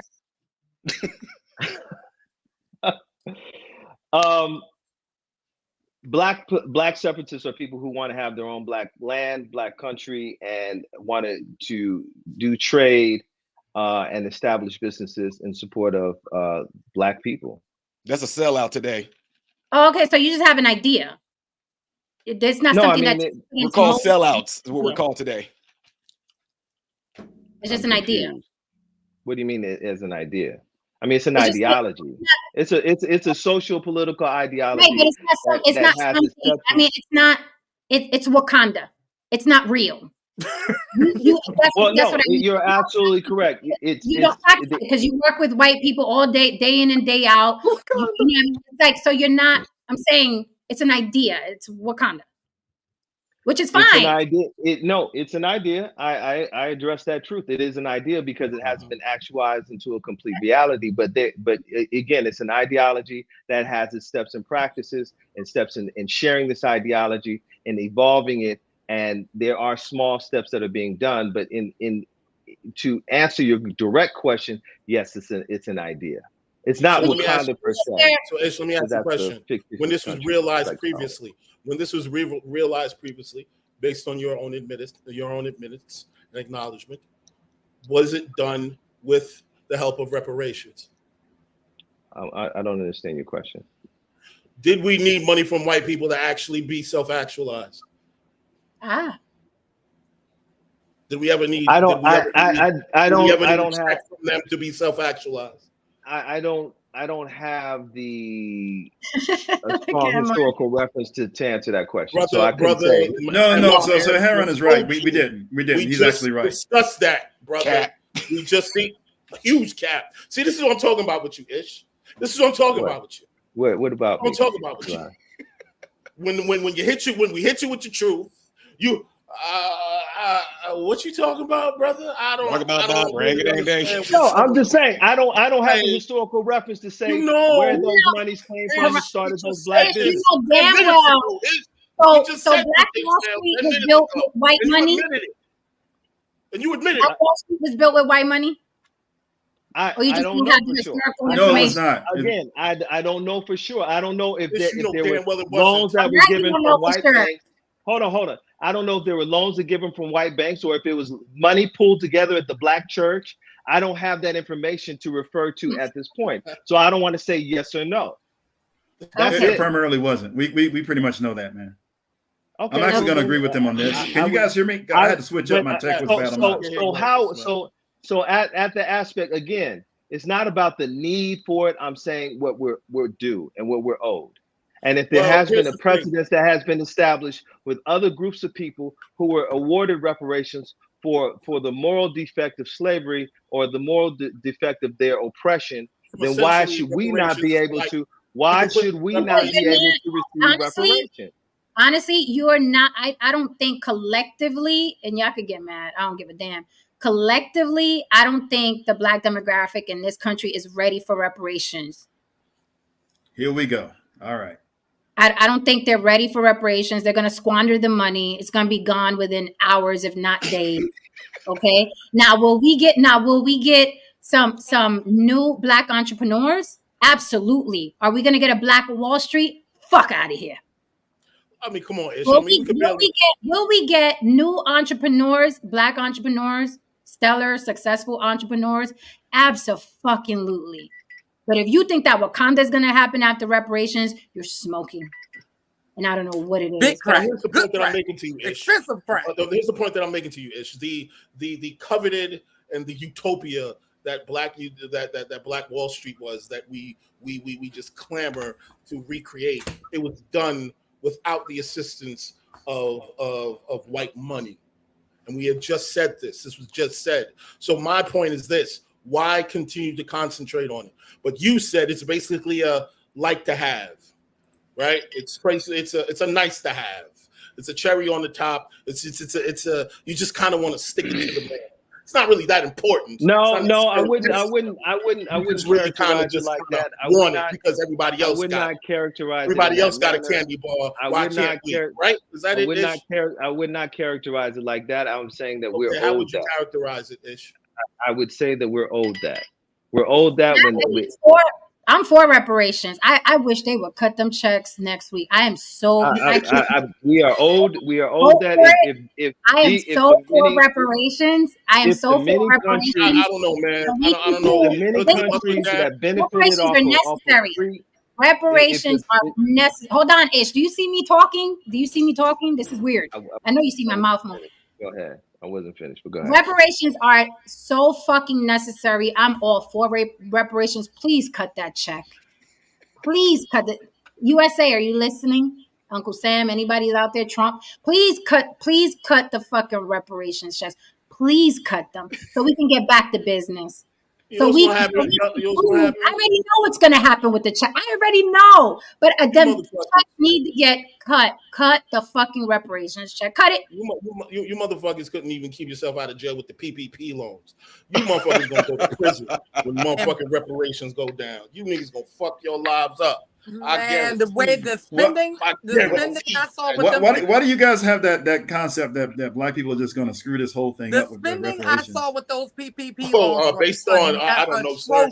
Based on again, we put that it was only Black people doing PPP loan scams, and there were many white people that were doing it. Wait a minute, that's a great question. That's a great question. Do you why again riding the pink dick? That's a great question that Kev Z said. Yeah, you guys hear me pretty good? I'm sorry, I had to switch up my text. Hold on, let us answer it because I already know how you get down on panels. You asked the question, let us answer it. Go ahead. I just want to make sure you can hear me. Go ahead. Yeah, we can hear you great. Thank you. Okay. So, what makes us think that Black people are going to squander that money in mass? Haran, what makes us think that? Where are we getting that idea from? What statistic? What percentage? Where'd that come from? Where'd that come from? Let's just say, statistically speaking and culturally speaking, we aren't necessarily the most fiscally responsible people. We're consumers. How long does the Black dollar last in the Black community? Let's get down to brass tacks. About 6 hours. Yeah, I know. We all know the stories. Yeah, about 6 hours. Yeah. Then you knew the answer. Yeah, there's some other issues that actually relate to that, though. That relate to that. You guys talked about a lot of things.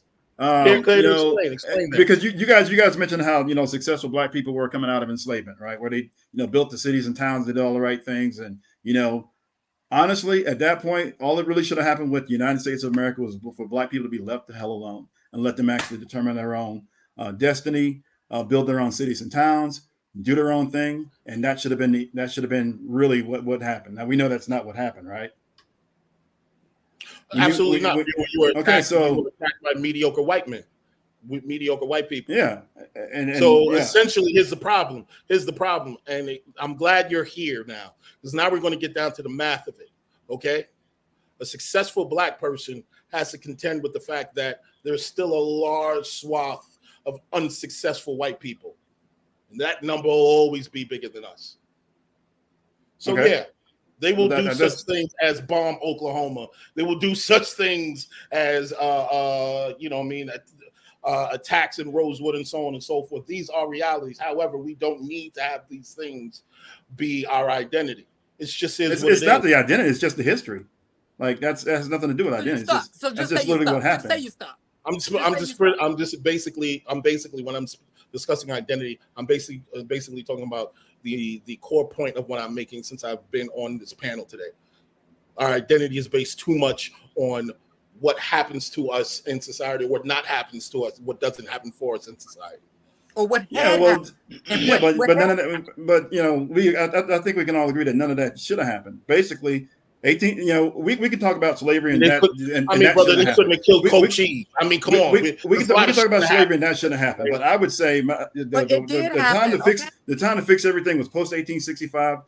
Leave black people alone. Let them do what they were going to do, and then you know what, and then we'd have what we have today, which is basically the core of those cities and towns that actually were built at their own hands. Hey, check this out. That's literally what should have happened. Because it didn't happen. What if they decided to do that now? Well, then that would actually be great. No, it would be devastating. If they left black folks alone, that means take away the welfare, take away the disenfranchised, take away all the handouts they give them right now. I don't care about that. So what? Take it all away. Now, that would actually be better. That would be good. Yeah, that would actually be better. And I'll tell you something else too. You are a capable black person. You are a capable black person, so you don't need these things. You don't need these things. You're constantly speaking from the lens of a capable black person. Well, but you're talking as if most black people aren't capable. Majority of black people are not on welfare. They're not even eligible. As if people aren't capable. Brother, most people, period, we are capable. You're saying okay, so let's do we got to at least get the percentages right. We know that majority of black people are not on welfare, and because what's the poverty rate? Like 20%, right? And it's actually going down. But the poverty rate is 20%. That means 80% of black people are not even eligible for welfare. Well, it sounds like we're doing damn good. Thank you. This is like we're doing damn good. What is the conversation? Are you?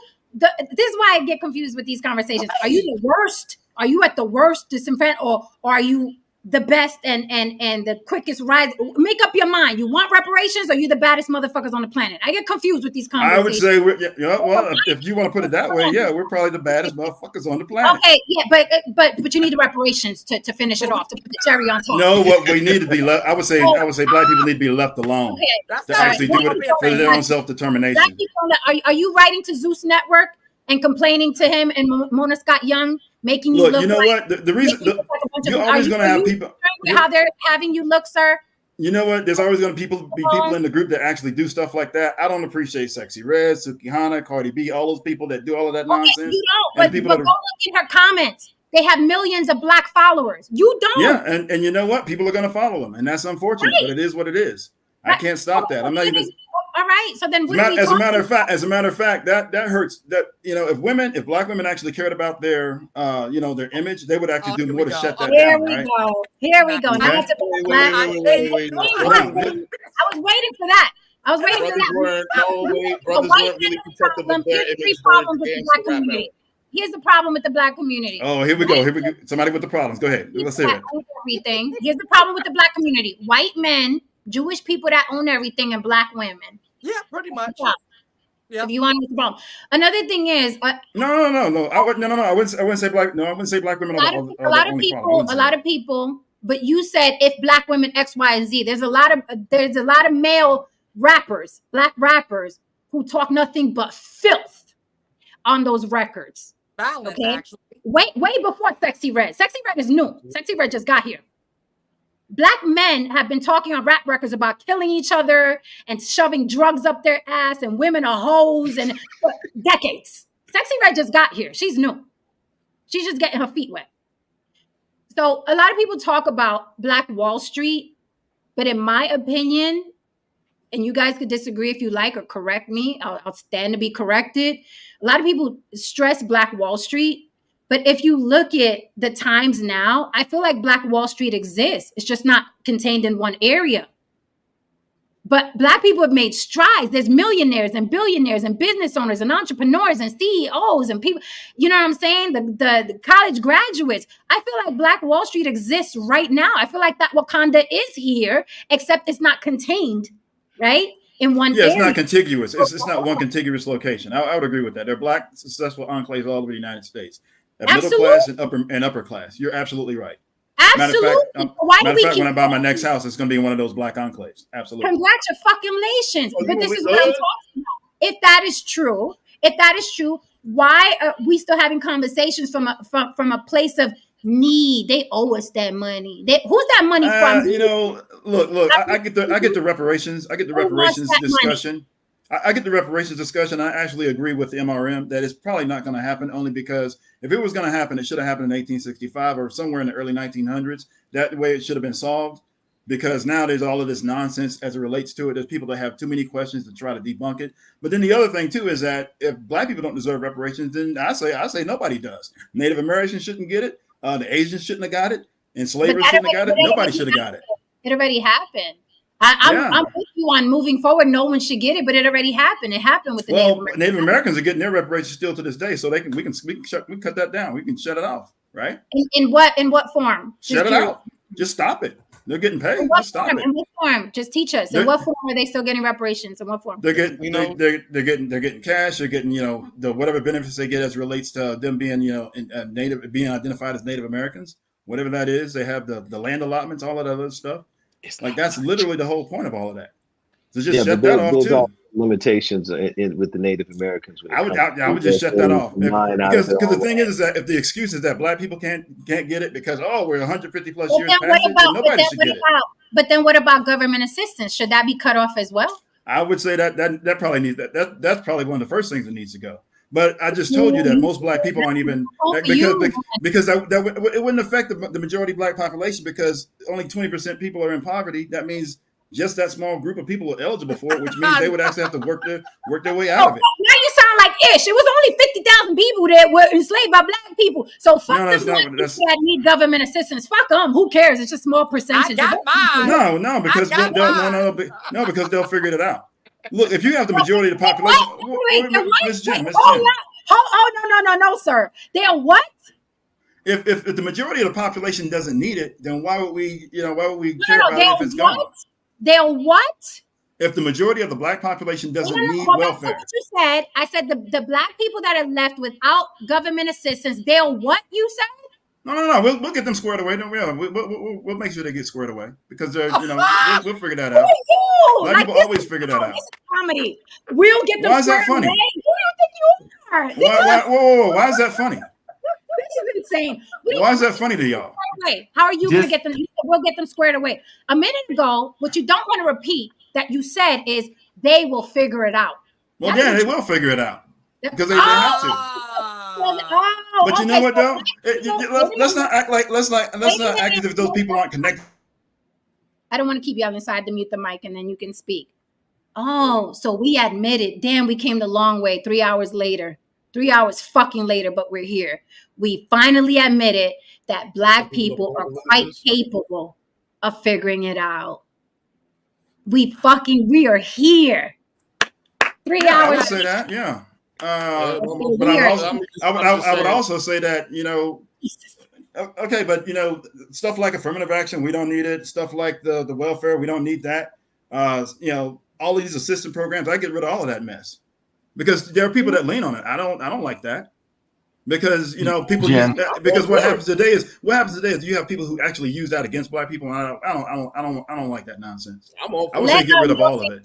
Let white man spoke for a minute. Yeah, just to put it in perspective, it would the amount of Black people in poverty is about the size of New York City. It's about 8.2 million people when you take up the population of Black people in the country. So 20% is about 8.2 million. Okay, yeah. So 80% aren't. Are you telling me we can't bring the other 20% up? Like that's actually not that's not a great number, but that's there's always going to be an underclass. There's impossible not to have poor. You can't bring them up. How? Who's we? How you gonna bring them up? If Black people actually work together, we can make that happen. And by the way, and we don't, and we're not. By the way, and Jen, we're not asking for help from anybody. By the way, because I know you guys like that part. So, by the way, and for the white people, we're not asking for your help either. But what we are demanding, Brother Ish about to fight you, because Brother Ish, you hear him? You gonna let him talk like that? I'm all about so brush so ish you're the Nation of Islam guy, right? And I'm not trying to. I want to make No, this. no, I don't. yes, I'm not yes, trying to yes. be No, I got you. disrespectful. Yes. No, Okay, no, you're yeah. not. I got you. And I don't. And I'm not really super familiar with it, so if I'm saying something wrong, just correct me. But I'm not. I'm absolutely not trying to be disrespectful. All right. But Nation of Islam is about, as I understand it, especially Malcolm X, Elijah Muhammad, all that other stuff. Self-determination, black independence, everything black owned, black run, black directed, black, all black, everything. Nobody else is involved. Because that way, if we screw it up, then we screw it up. All right. That way we can't blame anybody. If it goes well, then it goes well. If it goes bad, then it's on us. And we can't put anybody else into it. I would actually like to see that happen versus all this other nonsense and all this outside, external this, that, and the third, the welfare, and all this other nonsense and affirmative action. I would actually like to see that. You know what's weird? Mm-hmm. What? You know what's weird? That honestly, this is I'm not bullshitting right now. You know what's weird? That right now, all of us, all races, creed, religions, genders, all of us right now are literally right now living in a country where we could do what the fuck we want to do. We could get rich if we want. We could stay broke if we want. We could get on welfare if we want. We could get off welfare if we want. We could get educated if we want. We could not be educated if we want. We could have a gang of kids from different individuals, or we could be married and live fruitful lives. Like it's weird that these reparations are supposed to come and change something that we have the freedom to change right the fuck now. That's what's really weird. That people talk about reparations like black people are in bondage and the reparations is freedom, but we're already free to do whatever the fuck we want with 24 hours a day, just like anybody else. And black people keep proving it over and over and over again with their success, with their entrepreneurship, with how educated they are, especially black women. So it's just weird to me that people talk about reparations like that's the answer to get those 8 million people out of poverty. And we are literally free to make the choice right now, here on today. And they're not doing it. But you think that reparations is going to change all of that. No, motherfuckers are still going to buy Jordans. They're still going to run to Fendi, Gucci, Prada. Okay. And then motherfuckers who would be entrepreneurs anyway, with or without reparations, are going to do that anyway. They're going to do that anyway, like they're doing every single day. So this reparations conversations is quite strange to me, because I'm like, why are you speaking like black people are in bondage? They literally have the freedom to make any decision they want with the redlining right now. Was that directed to Ish or to me? To both of you, because absolutely. Look, let me say this. I absolutely agree. You two that want the reparations. I want the reparations because I know what's going to happen with the reparations, and I like being right. But I'm speaking to both of you. You and Ish. And George and I are coming. Go ahead, Ish, and I'll answer after you. I absolutely agree that we have the power, but we don't have the collective determination nor the collective sense of identity. So that's in agreement to what you all are saying. That's the challenge in front of us. But the ability of reparations changing a condition is a model that is being utilized currently around the world. Israel is a great example of that. Israel is continuing to receive for a short period of time that they were under the oppression of Germany. They have received reparations for the past 40, 50, 60 years. So but black people in America are not under oppression. What challenge are you talking about? You are not shackled to anything. You are not getting whipped. You are free. Why are you comparing yourself to Israel? You know how insulting that is to what people are going through in Palestine and Israel? You know how insulting that is? They would look at you and slap you in the mouth, trying to act like you're under the oppression that they're under. You know how disgusting that is, that you could wake up tomorrow morning and go outside and get you a fucking Starbucks coffee and do whatever the fuck you want and not fear death? Do you know how ridiculous that comparison is? Let me tell you there's something still hold on. She asked me a question, beloved. I know you don't like to answer questions, but I would like to answer her question. Go ahead, brother. Go ahead and answer the question. Thank you, sir. I believe that there are still sociological injustices. There are a countless number of records that reflect that we are still being treated unjustly in this country, that we are still being oppressed in many different manners. So yes, no, it's not in comparison to what's happening in Gaza. I agree. But at the same time, we still have the ability.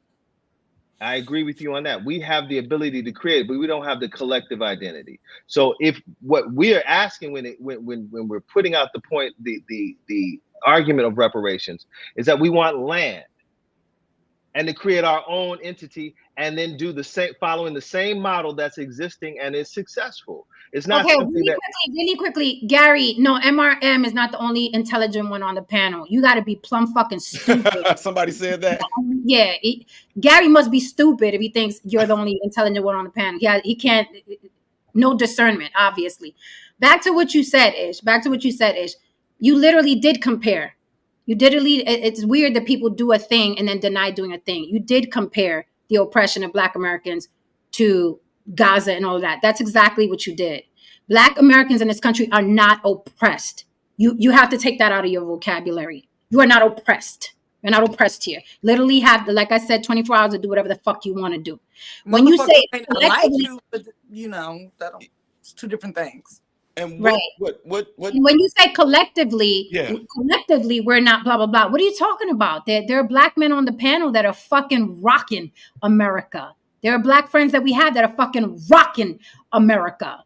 There are black men we know that are fucking millionaires and billionaires rocking in America. What are you talking? What is this collective that you're talking about? Some people are go-getters and some people are not. And that's not race specific. Right, that's it. Well, again, you speak like it's an affliction on Black people. That's not race specific. They're white meth heads, trailer park trash. There's the fucking ghettos. I mean, of course, there is a diversity in all aspects of life. But what I'm saying is that there are groups that work collectively to support the collective whole. That's just an actual fact, and we don't function collectively as descendants of Africans. That's not on true. A larger scale. I'm not. That's I'm not bullshit. talking about on a small scale. I'm not talking about these independent scenarios. I'm talking about on a larger scale. There's not a collective movement towards a liberation of Black people. There's individual achievements. What liberation? What liberation? How are you in bondage? What year are you talking about? Let me change. He talks about me. Who's he talks about? I still here. And this is still here. I need the help, sir. He talks about me now. I'm not saying the Look at the language that you just used, beloved. Look at the language that you just used. Okay, oppression. We are oppressed. Okay, and liberation. You literally are talking like you and I are on the plantation on a little cotton picking break. Yeah, that's exactly what it sounds like. It does. I don't even use I was waiting my turns for Harris to come against me so I can go up north. I could not imagine you. It's weird. This is plantation conversation. The liberation of Black people. We are free, sir. You's okay because you looks like queen, so you get to stays in the house. I do.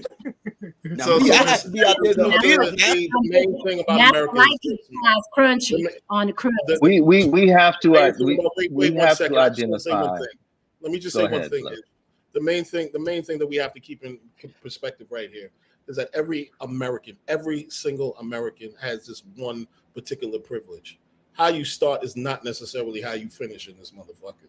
Right, not like if you was in India or something like they. Now, exactly. Now, areas such as Jamaica, if you was born in a shanty town, 9 times out of 10 you're gonna die in a fucking shanty town.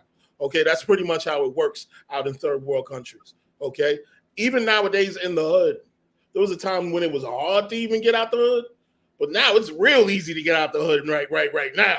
See, when I was coming up, it was kind of hard. You might die in that motherfucker. You know what I mean? But now, man, you actually have a solid shot of getting out of poverty in America. So these kinds of conversations that you're having, they're very archaic. They're very disconnected. And may I say, and I think I speak for the panel, they're insulting. Very. Basically, because you're speaking to people who've actually accomplished something, and you were literally pissing on our accomplishments and a number of the things we had to go through in order to get these accomplishments. So respect, sir. Again, when you do the math, and when you look at the circumstances and situations, the challenges that you have to go through to get those accomplishments are not equal or equitable across the board. Oh, So when I'm using the term, fairness. Well, in any country that you live in, you are seeking justice. So of course, you would want to have equity in any country that you pay taxes in, that you work in, that you live in, and you survive in. So yes, you're looking for justice and you're looking for equality. So when I'm speaking of, what do you mean? I'm confused. What again? You have to at least recognize that the language that you're using doesn't apply to right now. It just doesn't. It just doesn't. So well, let me say this. Let me say this. Equity, when you say equity, here's the issue I have with that word equity, right? And I'm gonna say this like we're all in kindergarten. When you say equity, right? I'm thinking tomorrow morning at 6 a.m., you and No Saint have the same exact pass and freedom. If you're from New York, to buy yourself a Metro card and swipe it and go downtown and get a job. You and No Saint, y'all could drink from the same fountain now-ish. We're doing that. We're drinking from the same fountain now, right? You can go in a store, buy yourself a suit if you can afford it. If you can't afford a real good suit, you could go to some fucking bargain basement place and get you a cheap suit and go get you a job interview. You can marry here. They let us marry here now. You could interracially marry-ish. Yeah. So equity. You and that white man could do the same exact thing. Okay. And if you have more money than him, you'll trump him. You can get in places that white man can't even get into. So what do you mean by equity? What does that mean? Equality? You want it to be fair? You want to have the same rights that you and No Saint have? Guess what? You do. Welcome to 2023. However, if you're in a better position than No Saint, he can't even fucking get into the clubs that you could get into. Ain't that shit crazy? You think No Saint could roll up to the Jay-Z brunch without wearing a butler uniform? So Miss Jen, are you saying that everybody's treated the same in the United States of America? Everybody's treated the same? No, everybody's treated the same anywhere. Where you go? Where do you all live? So why shouldn't that be the case though? Because that's the kind of how it's kind of how you're talking. So then if you're saying that, then you're acknowledging that there are injustices that exist in this country when it comes towards Black people. No, for everybody. No, not for everybody.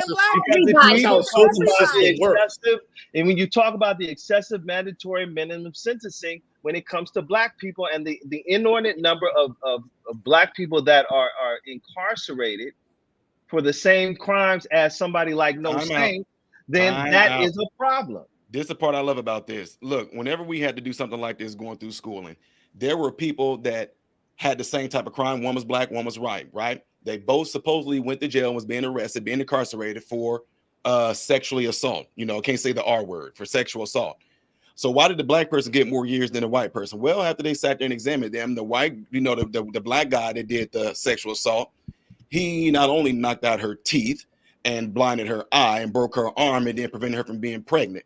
Okay, the white guy that did the same exact thing, he just held her down against her will, did his thing, and left. Well, then that's exactly what people would say. This one's saying we don't get the details on this. All we get, this Black dude sexually assaulted somebody, he got 50 years. Well, the white dude sexually assaulted somebody, they only gave him 10.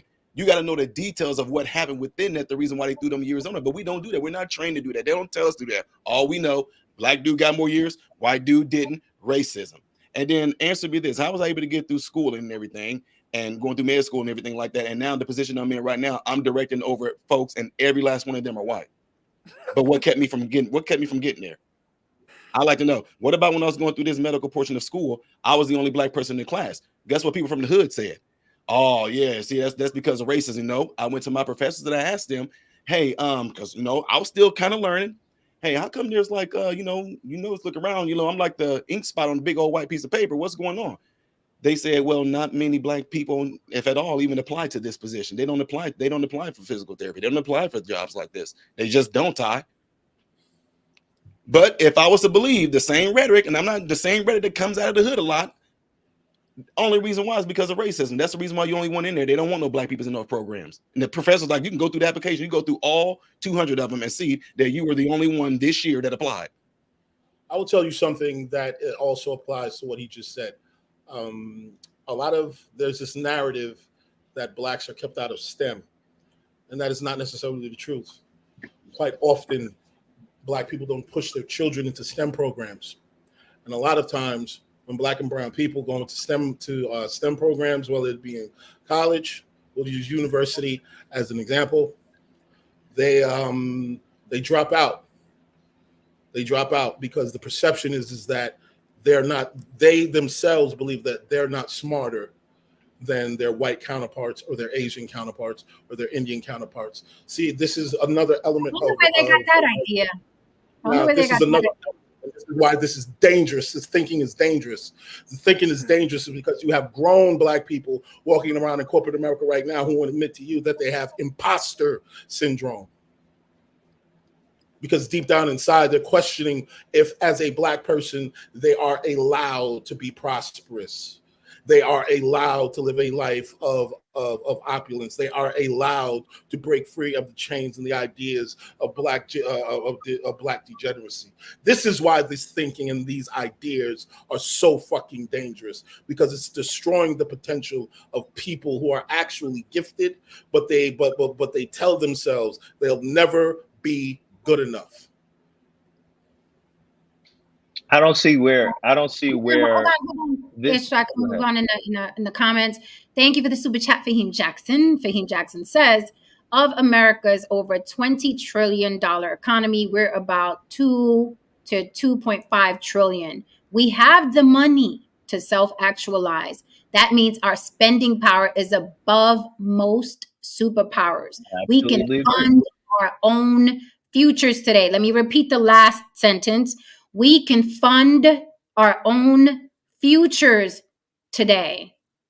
Absolutely. I agree. So this is where I agree with Black, MRM, and then that goes back into Black unity and the Black consciousness collective of saying this is what we want to do as a community, as a different outposts or collectives of different communities. Let's pool our resources, create a Black economy, a Black financial institutions to build out the Black community without the depending upon any other groups. Of course, I mean, we have 30 Black billionaires. We have 30 Black billionaires worldwide. There's 2,000. And what are they doing for blacks?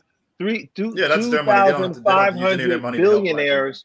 There are 2,500 billionaires worldwide. 30 of them are Black. Okay. So with that being said, we have the ability. Yes, I agree, but it's also a united collective consciousness of saying this is what we want to do. We want to see Black communities, Black schools, empowered Black education, and a Black understanding. Again, that is that's an aspect of what we should be doing and could be doing versus trying to just fall into. I think the biggest problem that we have historically is integration. We don't want that. If we wanted that, we would be doing it. I'm just keeping it real. We don't. We with our mouths we say that.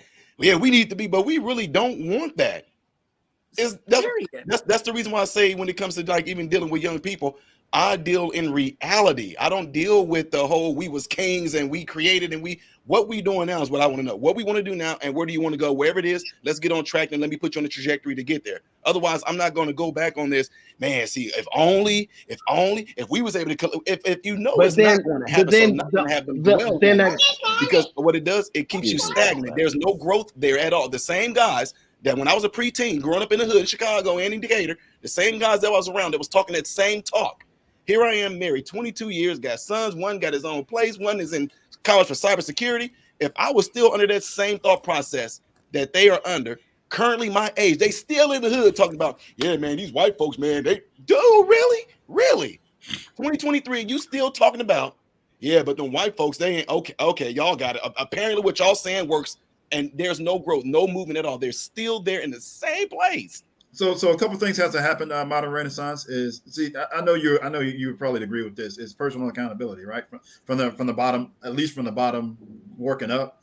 That's going to have to happen at the individual level. Then it becomes collective, and then it flows out from there.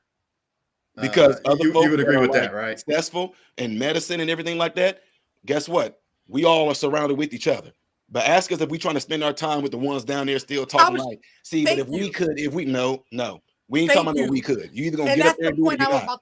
That's the point I was about to make. Thank you for going there because and you said we don't want it. perfect example. We don't, because the example is anytime we do make it out, we keep the fuck going. That's what everyone does. Not just black people, not just white people. People do that. That's what humans do. We keep the fuck going. What happens to the people that go back, Lily? They get shot like Nipsey Hussle. That's it. They get deleted by the people you're trying to help. Like, it's just that simple. Like, why do people? That's why I can't stand that we should. If like this is what it should be, it'd be nice if. That's not real. It's not real. You can only deal with what is, not fables. So we should just resign to just exist, is what you're saying, and just say, okay, if we hold on, listen, but I mean what you're just saying, but I'm saying if we see collectively there is a problem in the educational system, if we see there's collectively a problem in a variety of black communities, should we not stand and take a collective position of making a change with that for those who are intelligent enough, who are empowered enough, who have the skill sets? Should not we turn back into our communities that we come from to aid those or develop those communities so that they reflect the intelligence that those that are successful possess? You're putting the cart before the horse. Before you can do all that good stuff, you got to first be willing and able to tell the truth about the state of where everything is. You can't even do that. What are you talking about? I don't understand. You like every time we say what is, you're like, well, no, should and if, but maybe. You can't even sit in. But it was just presented that there's $23 trillion that are in some sort of black economy that could be utilized. So I'm saying, why not utilize it in that manner if that does exist? I'm following the chain of the conversation when it comes to that point. If there's $23 trillion or whatever the number was that exists with black economics, then why can we not now turn that energy collectively if that was proposed in the conversation? It was proposed in the conversation. That's what we could do. They want to do and don't do what they don't want to do. Thank you. Wait, Lily, that's what I was about to ask. Ish, have you ever been in a bad relationship? Yes. Have you ever been in 2 bad relationships? Yes. Have you ever been in 3 bad relationships? Yes. Were you ever able to get that other person sitting across from you to do what you wanted them to do?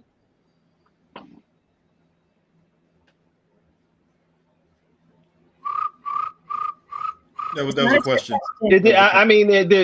Well, we can say yes and no. I'll say yes and no. Well, you're not with them now, so the answer is no, not yes and no. Well, no, not necessarily. I mean, if you're asking, could I make them or get them to do something that they didn't necessarily want to do? Yes, I've had circumstances. That's not what I'm asking. That's not what I'm asking. But I'll play semantics. Okay. Fuck it, we're here. I'll play semantics with you. Did you get the person to live up to the standard that you wanted them to be at so they could be your woman? Did you get them there? No, there are relationships that were bad that did not happen. Right. Okay. So is that not proof up close and personal in your life that showed you people do what they want to do, when they want to do it, how they want to do it? You keep talking about this utopia. If we just come together, if the $1 trillion, blah, blah, blah, there are the haves and the have-nots throughout the globe. Throughout the globe. You're still, it's very, and I'm just saying in general what I see. I'm not even going to include anybody else. Y'all can say what y'all see. But what I see is your train of thought is weird to me. You're speaking the liberation of black people coming together. Okay.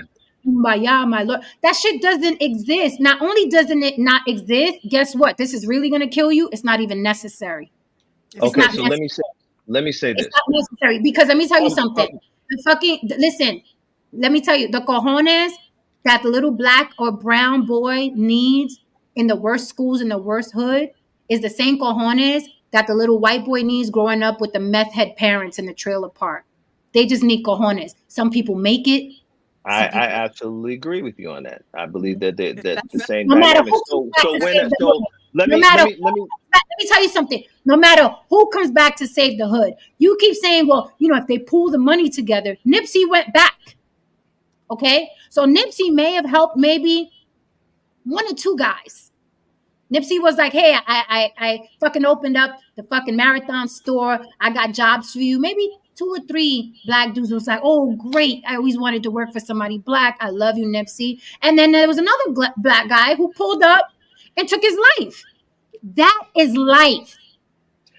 That's life in our neighborhoods. Some motherfuckers like the state that you're in. They're in. You keep talking like there's this discomfort that black people want out of poverty. That black people want out of disenfranchisement. So I would say if they don't want. Look at the following that Sexy Red has. Look at the following that Ice Spice has. Look at the following that Cardi B has. And I dare you to go in that chat and say something against those women. Look at the following that Future has. Look at the following that Nick Cannon has.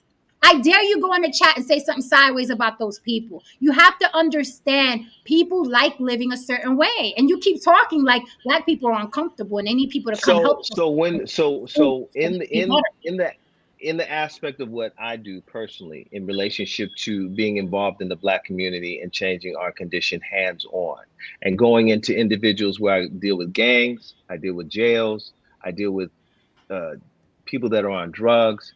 And what I have discovered and experienced is that when you change the way a person thinks, when you introduce them another concept of their self-identity, then you start to see that there is a desire to change their condition. There's a different way of way they desire to live. The Nation of Islam has been successful in taking those who are considered degenerates and changing their process of thinking based upon how they see themselves. So when I speak from the aspirational dynamic of saying, if we just did this, if we just did that, it's based upon those experiences. So when I'm looking at a brother who has tattoos all over his face and he's selling dope and he's got a gun in his hip, and who I just saw, a couple weeks ago, Brother Ish, I'm starting to look at the world differently because you approached me with a new way of seeing myself and seeing the world.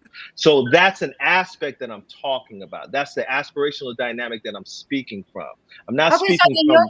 So then you're fine. Then you're man, but that's not gender specific or race specific. You just like doing charity work. You like helping people. That has nothing to do with with the black community. You just like helping people. You do charity work. Black people do it. White people do it. Latin people do it. Asian people do it. That's all. But for you to act like this is going to create some sort of utopia, to me, I think is bullshit. Some people want more out of life and some people don't. And some people it takes a conversation and some people it takes, hey, I'll get your tattoos removed. But you're speaking as if this is supposed to cure the black community. And I don't think the black community is sick.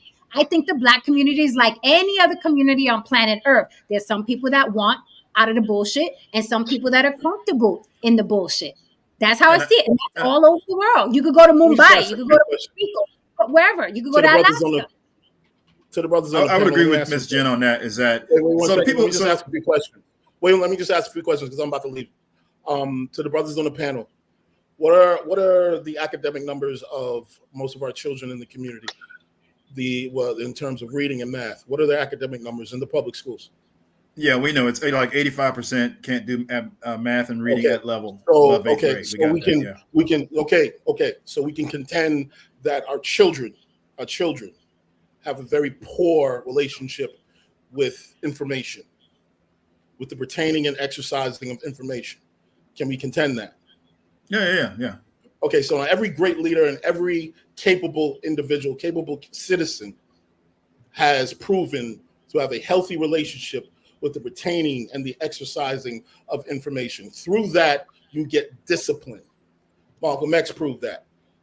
At some point in time, he revisited his ability to retain and exercise information. He became the man that he is. But the point here that I'm making is that we're not having a solid discussion about the educational system. Our children in these environments, and how many of their parents aren't getting involved in their education. They're dropping their kids off at school. These schools have become glorified daycare centers. Me personally, my solution for it is y'all motherfuckers figure that shit out. My kid's going to private school because I'm going to put myself in the position to ensure my kid goes to a private school because there are certain premiums that can be taken advantage of. And when you're in those kinds of environments, that 9 times out of 10, they don't necessarily have to deal with a lot of that bullshit because these are institutions that are protective of their brand. and they are going to ensure that those that leave said institution are a reflection of their brand and are usually the brightest and the most capable. Now, again, like I'm saying, we're not having these solid discussions about sitting down with our children and actually grooming them to be solid, whatever they want to be. Do they want to be employees? Do they want to be entrepreneurs? We're not grooming them. We're not taking the time out to do Again, this.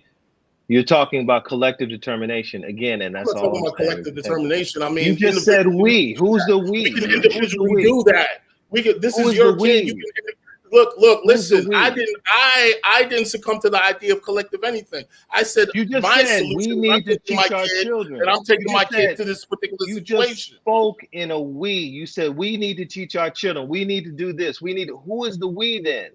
It's a desire to have a collective determination. The parents are going to have to do that. What you're saying, Kelsey? I would say the parents are going to have to do that because that's where that stuff is going to start.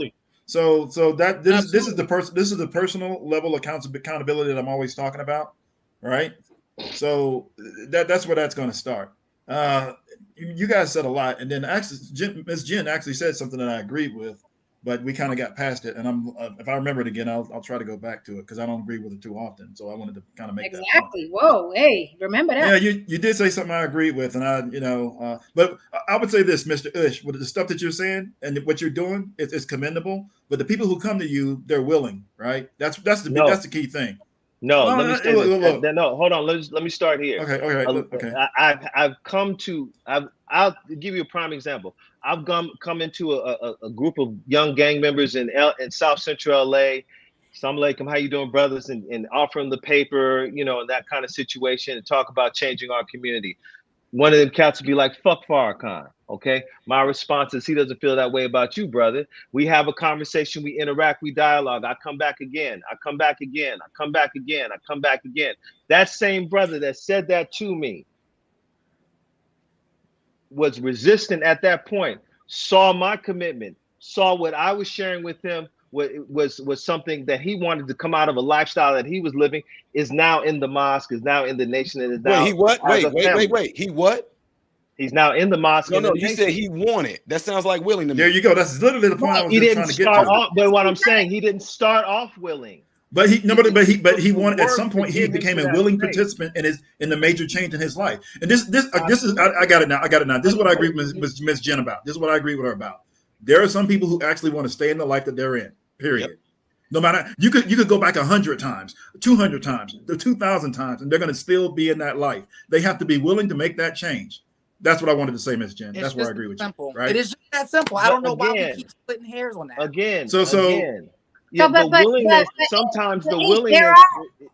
But there are men that you've gone up to and kept saying "fuck Farrakhan" and get off the block, right?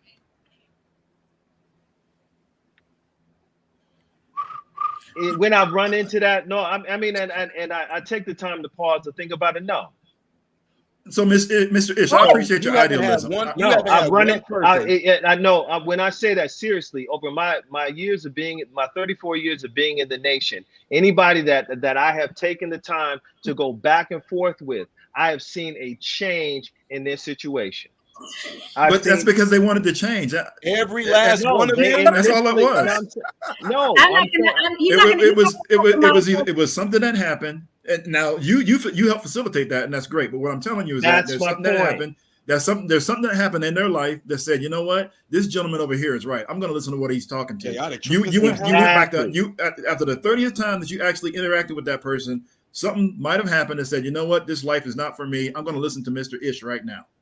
All right, but on that same note, there's going to be a group of people who's still going to say no to you. Though. I streamed this live over to my channel, so a lot of folks from my channel is over here right now. So some of them wanting to jump on, they asking to drop the link, but that's your choice if you want to do it because apparently this is hot. So yeah, it's hot, but it's fucking late. I want to say really quickly, very quickly.